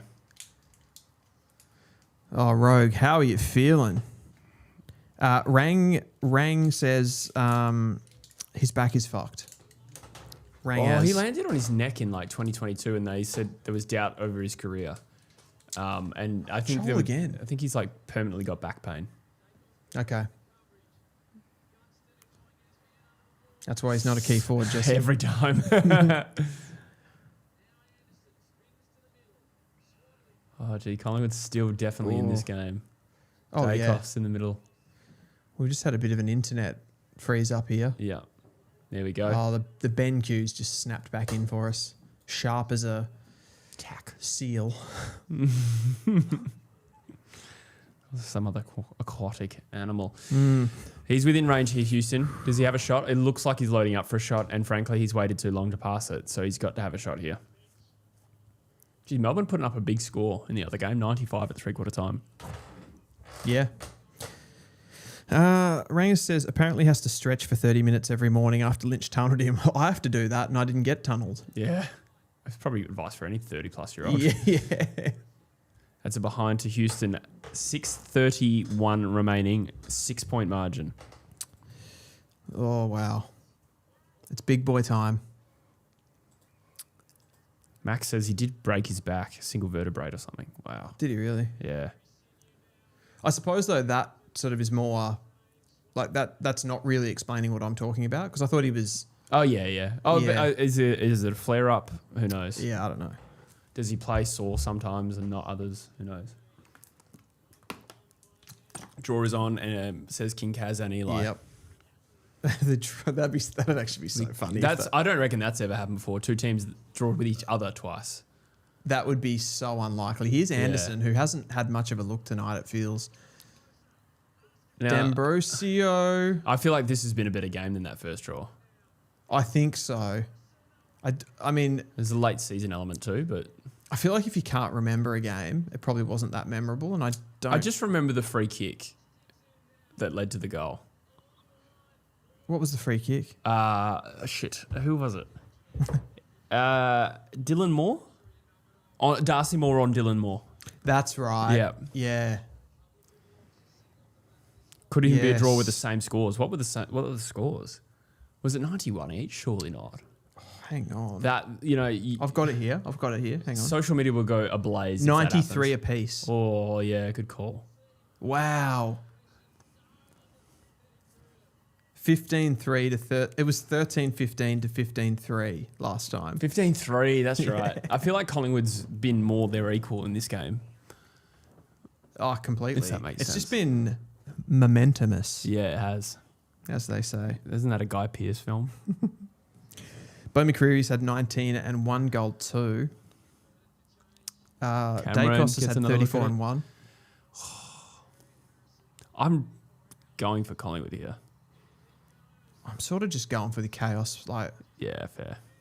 whatever's more dramatic. Oh, great Jeez. mark and great kick too. I was going to say it wasn't a great kick because it almost came in too hot, I thought. Well, the mark made it look good, I think. Yeah. And it was one of those like absolute side spinners. Yeah. He did a good job there, Rowan Steele. Yeah. Wow. So this would put the scores back to level 13 out. apiece. Yeah, it's a weird ball from Dacos, but it's Gotta worked. kick this. It looks good. It's a goal. It looks good. It's a goal. We're back to level pegging. Like a good clothes era. Yep. 91 each. Jack Gunston, 2 goals, 3. Mitch Lewis, 2 goals, 2. Charlie West, 2 goals, 1. Rowan Steele, 2 goals, 1. Dan McStay, 2 goals. Absurd. Now let's look at the live ladder. This is extreme. Josh Dacos, 28 disposals. Ed Allen, 26 and 1. What's Nick on? 34 and 1. Yeah. Well, if Collingwood win, there's another 3 votes. This could be the game he breaks 50 votes, I reckon. Wow. Because we do the Brownlow predictor on truefooty.com.au, and I reckon he's on like 48. I'll double check that. That's incredible. Yeah. I sort of don't like. I don't like how that's turned into like the votes getting out of hand that much. Yeah, I agree. I mean, these are just projected votes based on what the fans think, and that's all fans. But they're voting on games, right? Yep. Yeah, going game by game, and it ranks 3-2-1 based on the most votes. Oh, Ward does well to get it out to D'Ambrosio. Hawthorn have the ball here, off the wing. Finds a loose Dylan Moore. He's got McDonald. He's been impactful tonight, Dylan Moore. Yeah, he has. He hasn't had a great season. No, not by his usual standards. Oh, Newcomb finds a target in The Gunston. key. He likes it out in front like that. Dacos on 47 on the truefooty.com website. Is Sam Swadling playing on Gunny? It's not a good ball, but I'm sure temporarily, but they scored. was it? It was a behind. It was. The 93 apiece is still on. We have 4 minutes. We need 3 scores. Max Gorn on the website is 31 votes. Third. That's probably not happening, is it? I think it should be. Well, yeah, he's a great player, but Yeah. they don't poll, do But they? in reality, I think he's a decent poller, but not 31 would be a career high. Do you think sure. potentially the umpires viewing stats could help Gorn? Yeah, definitely. Yeah. Oh, McStay takes a hanger. This is big. Oh, this is Liam Ryan, Nathan Vardy on the wing. Oh, DeGoey. He's got... Geez, that was a good kick from McStay. He basically just told DeGoey where to go. Dacos. It wasn't a good kick. That was not good by Dacos. It's a rare fumble from Dacos. Not literally a fumble, but... No, just the kick, just like poor decision. Yeah. I mean, the defense was well set up, but still. Blake Hardwick. There's too much time to run the clock down. So you got to put the ball back into contest. Absolutely. We have 2:59 remaining. 1 point lead to the Hawks. It's on the wing. Good result for the Hawks. They get a ball up. 92 plays, 91. Hawks saying TMT, which I reckon means bomb it long. That's what that sign means. Probably not, but... But surely the instruction will be to keep trying to score. Yeah. Yeah, you're not shutting up shop with 2:40 to go. Yeah. See, Hawthorn though, right, in this situation, I'm just trying to think, if it was bomb it long and like get territory, I actually think repeat stoppages in their own forward 50 sounds good, but I reckon Collingwood on turnover are so damaging. I actually think they're more vulnerable than they are in this situation. What Hawthorn need is to basically get a mark inside 50. Pendlebury tried to draw that as he paid it. He has. He has. That's a poor decision. I think he went for that a little, Pendlebury. But he tried to do that in the centre bounce earlier and he got pinned holding the ball. Right. And then that time the umpire bought it. Yep. That's kind of a classic. I feel like a classic, the legs are going. Right, yeah. Where you just sort of drop. Yeah, okay. Josh Dacos just goes long. It's a big moment, Darcy Cameron. Darcy Cameron. What happened to Darcy? He's just gone down clutching his head. McCreary! A score would be helpful, but it's going to be a mark to aim on. Oh, wow. Rowan Steele goes down in the goal square. What happened to Darcy Cameron there? He just sort of like in the middle of the contest starts clutching his head. We'll have to see that again. I don't know. It honestly didn't in real time. It didn't feel like there was like major contact. I'm just reacting to his reaction. 1 minute 30 remaining. Oh, Frampton. Frampton comes alive. There's your headline. Crisp. Deep. Inside 50. What a Who's game. the target? Who's the target? Schultz. Surely not. Of all people. West. Charlie West. Oh, my goodness. Rowan Steele. He's got... Oh, he's got a... It's a point. Oh, my God. It's behind. 1 minute 10 remaining. The draw, almost exactly the same score. Oh, my God, guys. How many we got in the chat? We got 273 people here. Thank you for being here. Chuck a like on the stream. Like we said earlier in the game, this is like a win for the Hawks. Now... True. I mean, I don't know what this does to Collingwood. I don't think it does much. I don't think it changes much. It probably helps better. It's better than a loss, right? The Hawks just can't lose. They're still... Oh, my God. Last touch. So anyone who didn't see that, Lloyd Meek, I think, just missed a handball and it's gone out of bounds for a Lasso free kick. Collingwood get the ball back. The Hawks have fucked this.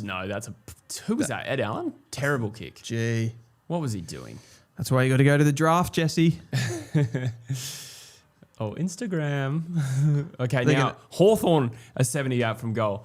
And now Dylan Moore, who's been a thorn in Collingwood's side all night. If that was that moment. Oh, Dylan Moore kicked the draw-sealing goal last time. And he's going to kick after the siren. Now he's going to kick after the siren for the win. What about me saying Hawthorn have fucked this only for... As you said it, Ed Allen kicked that. And he gave the ball away. That is this game in a nutshell. Yeah. Us just calling the wrong result. Here we go. Dylan Moore after the siren. Let's listen. He's had a tough year. It's a goal. It's a behind. It doesn't matter. No. No. Collingwood celebrating. What's happening here? No score. No score. What the hell just happened? Oh my God. 2 draws in the same year between the two same sides at the same venue. 1 point difference. With Dylan Moore kicking after the siren in both games, you will never see anything like this again. Don't scratch your eyes. Don't blink. You'll miss history. That is insane. I can't even process how weird this happening is. This is creepy. Dylan Moore after the siren in both games. Score almost identical, 92 each. Oh. And you want to erase this, Dylan? Wouldn't you like to see a bit of 5 minutes No, extra I time? love this. Oh. So what happens here? No score. Well done, Sam Swadling. Swadling. So, Meek's just got to get that over, doesn't he? Well, I don't know if Meek punches it over, does it count? I think it might. I think it does. Yeah, it does. Yeah, it does. I don't know how they haven't managed to get that across, really. That's terrible, yeah. Agreed. But Collingwood didn't deserve to lose that game either. So, I completely agree. It does, though, as the ladder's just come up here, it does really save the Hawks. Yep. They're going to be okay now, They're actually feel. Fine, yeah. Yep. The only thing now is they can't lose to West Coast next week. Yeah. We don't believe that will happen. No, I think, our sources tell us that's unlikely. Craig McRae absolutely punching the air at the moment and getting the crowd up and about. That's a bit cringe. Is that acceptable? I like it. The best case scenario from that was a draw. This is. Do you remember back in the early Jurgen Klopp days of Liverpool, and they had a draw to West Brom, and they got heavily criticised? That's different. That's worse. That's worse. That was cringe. In this scenario specifically, he was lining up after the siren, and the game was gone. The game's gone. The game's gone, bro. No, I think he's well within his rights to be like, how good is that? Wow. But he's also a vibesy coach. Munro Jumper says McRae celebrating a draw. Lol. It was a bit weird. He's a I get it. I get it in the context, but then you also go back to the Ed Allen. We're focusing on one player. Lloyd Meek just did something probably worse, but Ed Allen blazing away like that potentially cost them the game. Has the handball over to, was it McDonald or? I can't remember. Was it Moore? Might have been. No, I don't think it was Moore because then he arrives on the other side of the ground. McDonald. Yeah, it might be McDonald. Yeah. Completely, there was just no connection between the two. Meek goes, handballs it out. It's a lasso free kick. Yeah. And then it's Ed Allen who gets the free kick. I don't think. Or did he receive the I think next it was ball? a chain. It was a chain. And then Allen had them streaming. Kicked it straight to Hardwick. There was no one other than Hardwick. Wow. It was a desperate kick from an inexperienced player, to be fair, but it was big. It was big. It ended up we'll never know what actually it cost them. Eli Luth says, celebrating a draw is diabolical. I sort of feel a bit the same here. I don't know if I'll feel differently in time. I don't know. I think given the moment, it doesn't he was lining up after the good. siren to break their hearts, and he didn't score. That's I just thought he would sort of see the bigger picture. I mean, I don't think it impacts this season. No, that's right. So why would you celebrate? Because it was a great moment. Just celebrate. Just enjoy the moment. Young player did something good. Yeah. Best case scenario achieved from that moment. They needed to win tonight. This is Collingwood Football Club, Jesse. Where are their standards? No, I think they celebrate the little wins. I reckon that's the McRae thing. Yeah, okay. I mean, it was a great moment for Sam Swadling. He had a good game tonight, I thought. He seemed to have Gunston quite a lot. Yeah, okay. Interesting. I can't believe it's happened twice in the exact same fashion, almost. It's weird. Like Dylan Moore lining up after the siren again. Result, draw again. Scoreline almost identical. JD Eagles asks a legitimate question. Has there ever been 2 draws in the same season with the same 2 teams? I haven't got an answer to that. I don't know for a fact, but I'm going to very confidently say it's never happened before. The statistical odds of that are so remote. I'm going to ask the producer to ask ChatGPT. Oh, yeah. So Swamp Thing will probably post something. Okay. We'll keep an eye out. Yeah, ask ChatGPT. Yeah. I don't know if ChatGPT is great with that kind of stuff, to be honest. No, it's not. I've been hurt. I've been hurt in the past. Yes. Remember the teams that had lost the qualifying final, the stat? I just went hard with that. Yeah, you did. Yeah, far too hard. It sounded, I sort of half fact checked it and it sounded relatively okay. And then you start reading it out. It was like 7 or 8. Show, and you're like, hang on. This isn't good. Yeah. Birdman says Fly will have them sing the song, I reckon. That would be him. Yeah, it's a bit far. Yeah. I think that's. Did you see the graphic that the AFL did the other day with having McRae as Ted Lasso? No. He's a bit of a Ted Lasso. Someone said that in our chat before, I reckon. Yeah, okay. Yeah. Yeah, I get the vibe. Not a love for the AFL draw song. I'm not a huge fan of it. What's the draw song? Someone made a song about that you should play at the end of a draw. Oh, it's a draw. It's a draw. It sounds like an AFL song. It's a draw. I reckon, yeah, it's a grand old draw. It's a high-flying draw. Why do AFL songs all sound like that? Yeah, well, they're all based on old songs except for a few originals. Brisbane have the French. Yeah, We've French, talked about that's it. awful. Yeah. I could be wrong, but I feel like a couple of them are a little bit like come from bad places. Yeah. I think is the Melbourne one a Confederate thing? I don't know if that's true. Grand Old Flag. No, I don't think it is because I actually saw it in a show. Brooklyn Nine-Nine, they sing it. It wouldn't be a Confederate song. Okay. But the Frio one has like slavery connotations. Right. Which I'm not trying to cancel them. Like obviously it's ignorance if they did, but it's derivative of a song that was okay like that. And it is what it is. Interesting. There's very few unique ones. It's more newer teams. West Coast was unique. There was a very 80s style rock anthem at the time. I think there's some from like opera and stuff too, right? Yeah, probably. I saw an Instagram reel that went viral years ago about where it had all the original songs. Not sure where Tigerland comes from, but Yellow and black. GWS I think is a purely original. Yeah, theirs is new. Theirs was written by do you remember the band The Cat Empire? Vaguely. I think the front man from The Cat Empire wrote their song. Yeah, right. Interesting. Yeah. Great information there. Yeah. A lot of the newer teams would have unique ones. Never happened before, according to ChatGPT, says our producer. Thank you. It happened consecutively. Two teams drew each other, but over 97 and 98. Wow. For those who didn't hear that, 97 and 98, two teams drew together twice in a row, but across two different seasons. That's still very unlikely. Yeah. That's still crazy. Considering how rare the draw is in general. Yeah. I do feel like also, though, draws have to be taken in context of how the game is going. Like, I reckon if you went back to the middle 2000s, we were getting a lot lower scoring games. Yes. A lot of the St Kilda Ross Line era, the West Coast Sydney era. Yeah. It was very defensive, a lot of flooding. And it's even harder, like for this to have happened in 2026, it's probably crazier again. Yeah, possibly. Yeah. But the 90s is probably a different situation because there was a lot of goals kicked in there was, in the 90s, right? Yep. A lot of key forwards. Yeah. A lot of Colemans and whatnot. Sunny's song isn't. It's the best song of them all. How does the Gold Coast Sun song? We are the sons of the Gold Coast sky. We are the team with the red, gold and blue. I want to say. Yeah, because I sang it very obnoxiously when they beat Fremantle last year. Do you remember that? Yeah, actually. Fremantle, fuck you. That's how I sang it. Yeah, this isn't too bad. I feel like of the two expansion teams, I do like the Giants more. There's got a bit more to it. The song? Yeah. Oh, clearly. Clearly better. Yeah. But I also didn't quite ride that wave as much as other people did. When they made the grand final, everyone was like, oh, is that their song? And their song popped for being really good in around that 2019 period. Yeah. I don't know if I love it that much.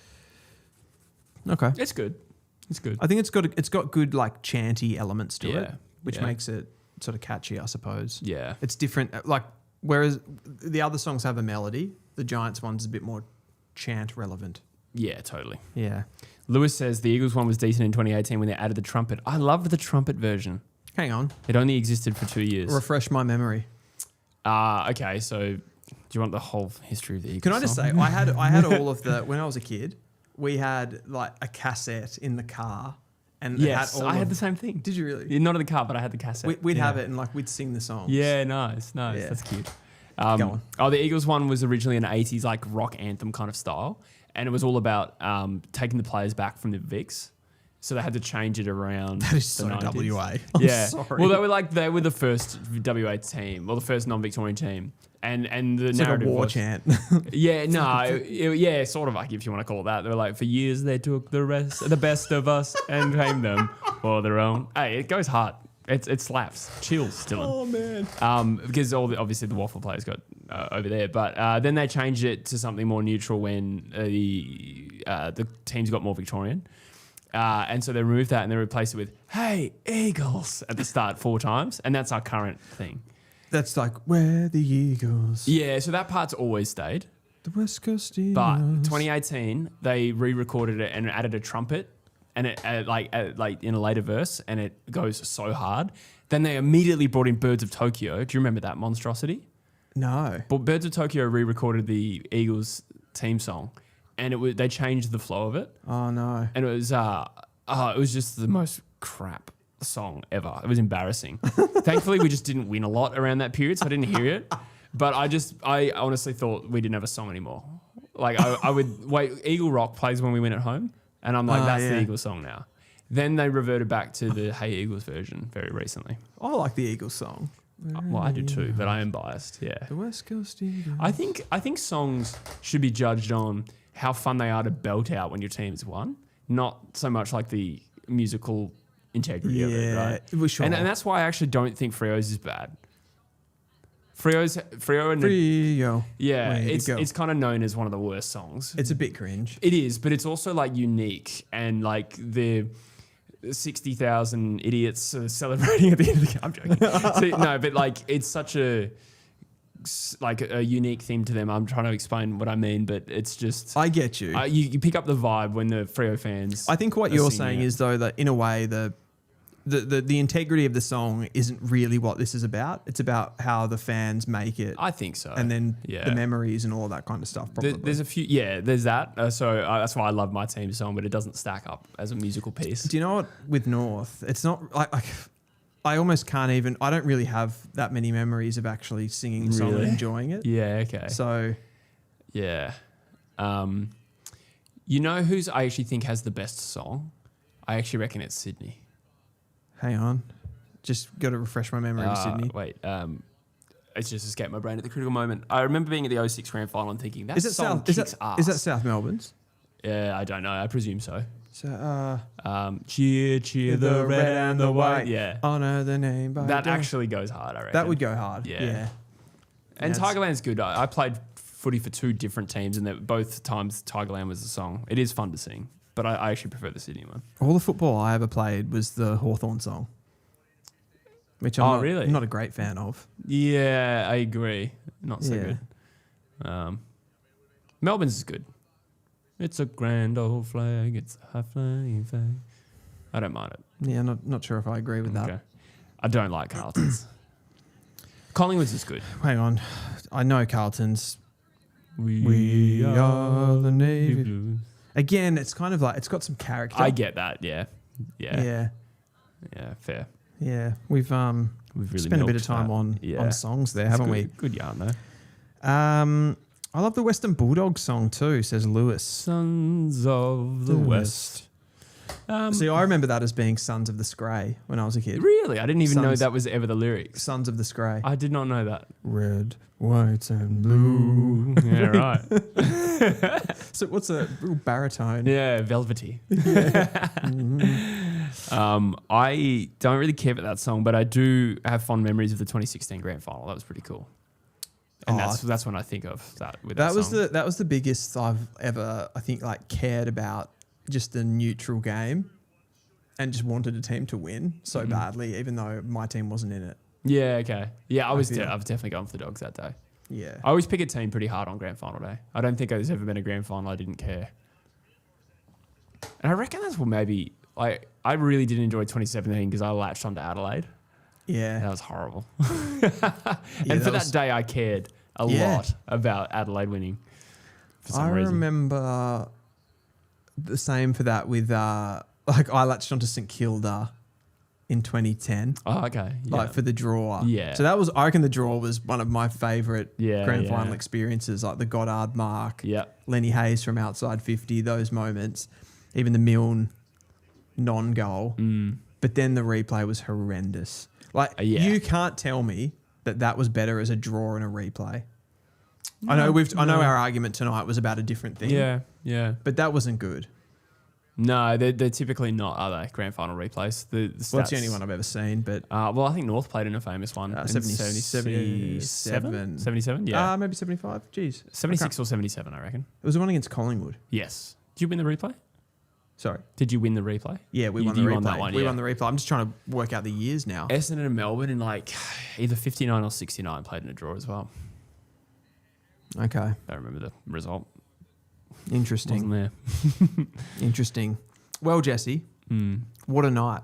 Oh, amazing. That was an incredible night. A great game of footy. You came in- if anything, I reckon that's up there with last week. Yeah. As for game of the year. I think the football was better last week, slightly. Yeah, for sure. But it's not always about that. It's not always about that. I agree. Yeah. I actually think I enjoyed this more.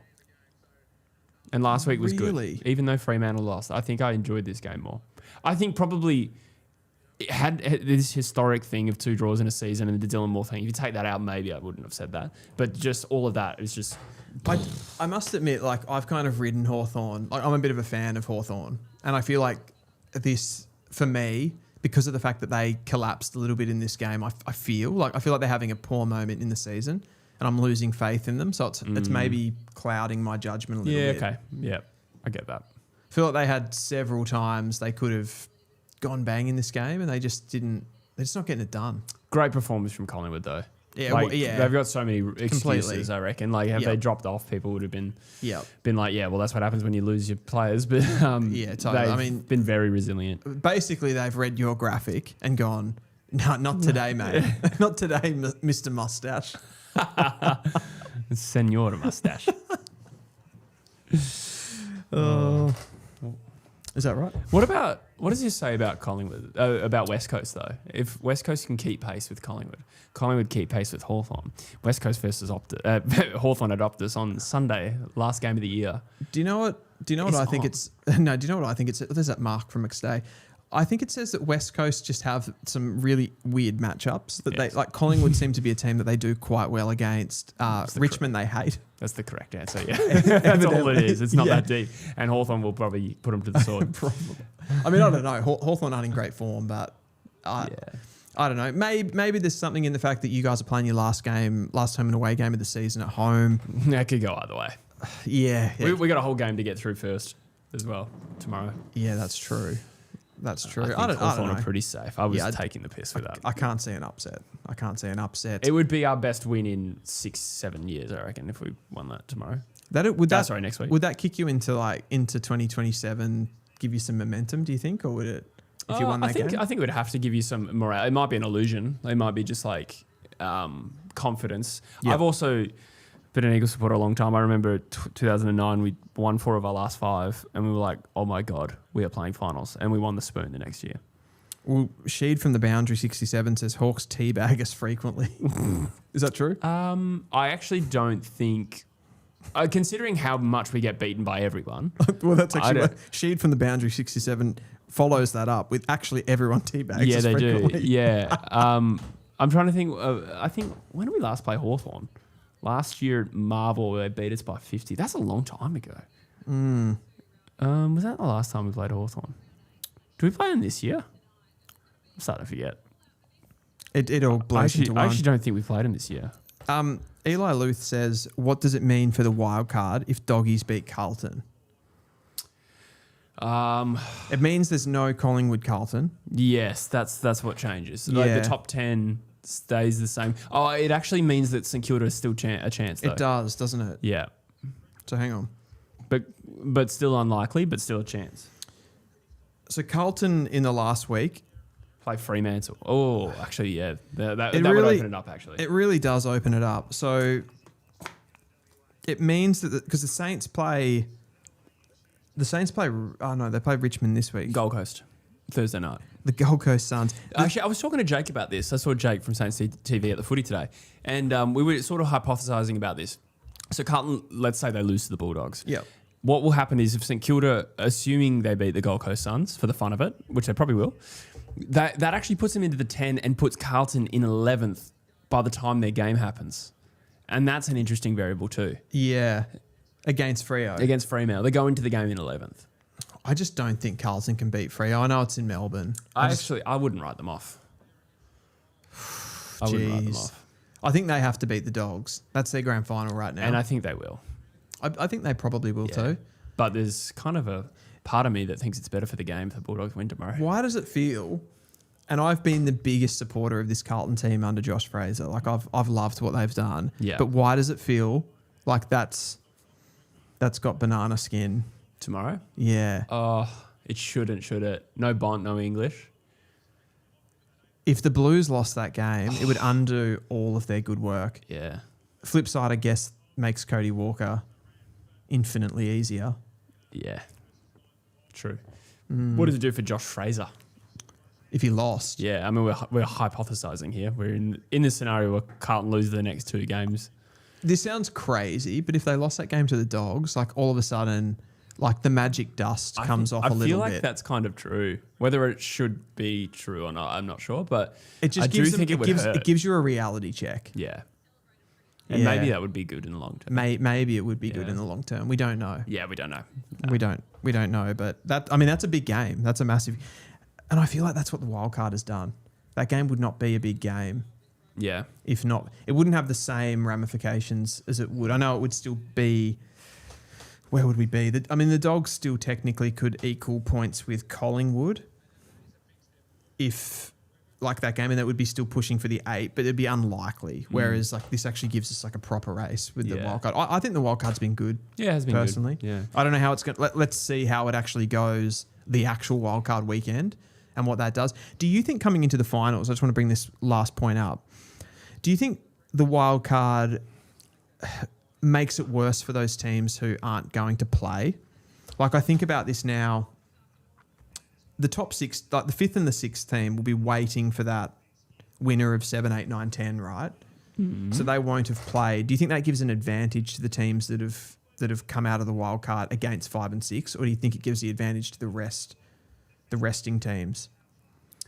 I think the teams who have a rest will probably be better off once there's one. But what gets a little awkward is when there's multiple rests. Yeah. Like if you're Fremantle, you don't play wildcard week, you play week 1, you don't play week 2. I suppose where I'm going with this, the big difference is typically, or how it has been, everybody has a week off. Yeah, that's true. Right? Yeah, and then everybody plays. So there's there's not really a difference, and it kind of brings everybody back to level.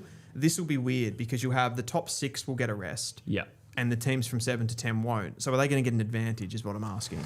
I think it'll be different for everyone. I think sometimes the rest hurts. But also I think back to the Dogs in 2016 where that was the first round, the first year that we brought in the pre-finals bye, and they got 4 players back in that week. Yeah. Which probably would have decided the grand final. Yeah, that's right. That's right. Or could have. You seem to find, like in season, I feel like the teams coming off the bye struggle. But after 24 rounds of football, does the bye actually help you? Probably. Like there's an element of that fatigue over an entire season that a bye is better for you to have the rest than to have the continuity. Yeah. I am sort of waiting though for one of those teams to come off the wildcard wins and just jump one of those 5 or 6, like it'd be fascinating. Punch him in the face in the first quarter and then it's be interesting. Yeah. It could happen.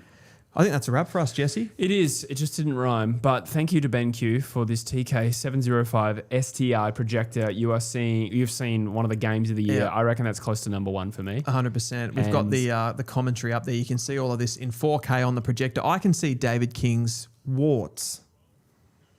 Yes. Yeah. Yeah, that's true. 5 All Friday fans will get that. Yeah, right. Warts and all. Okay. I am holding back a joke.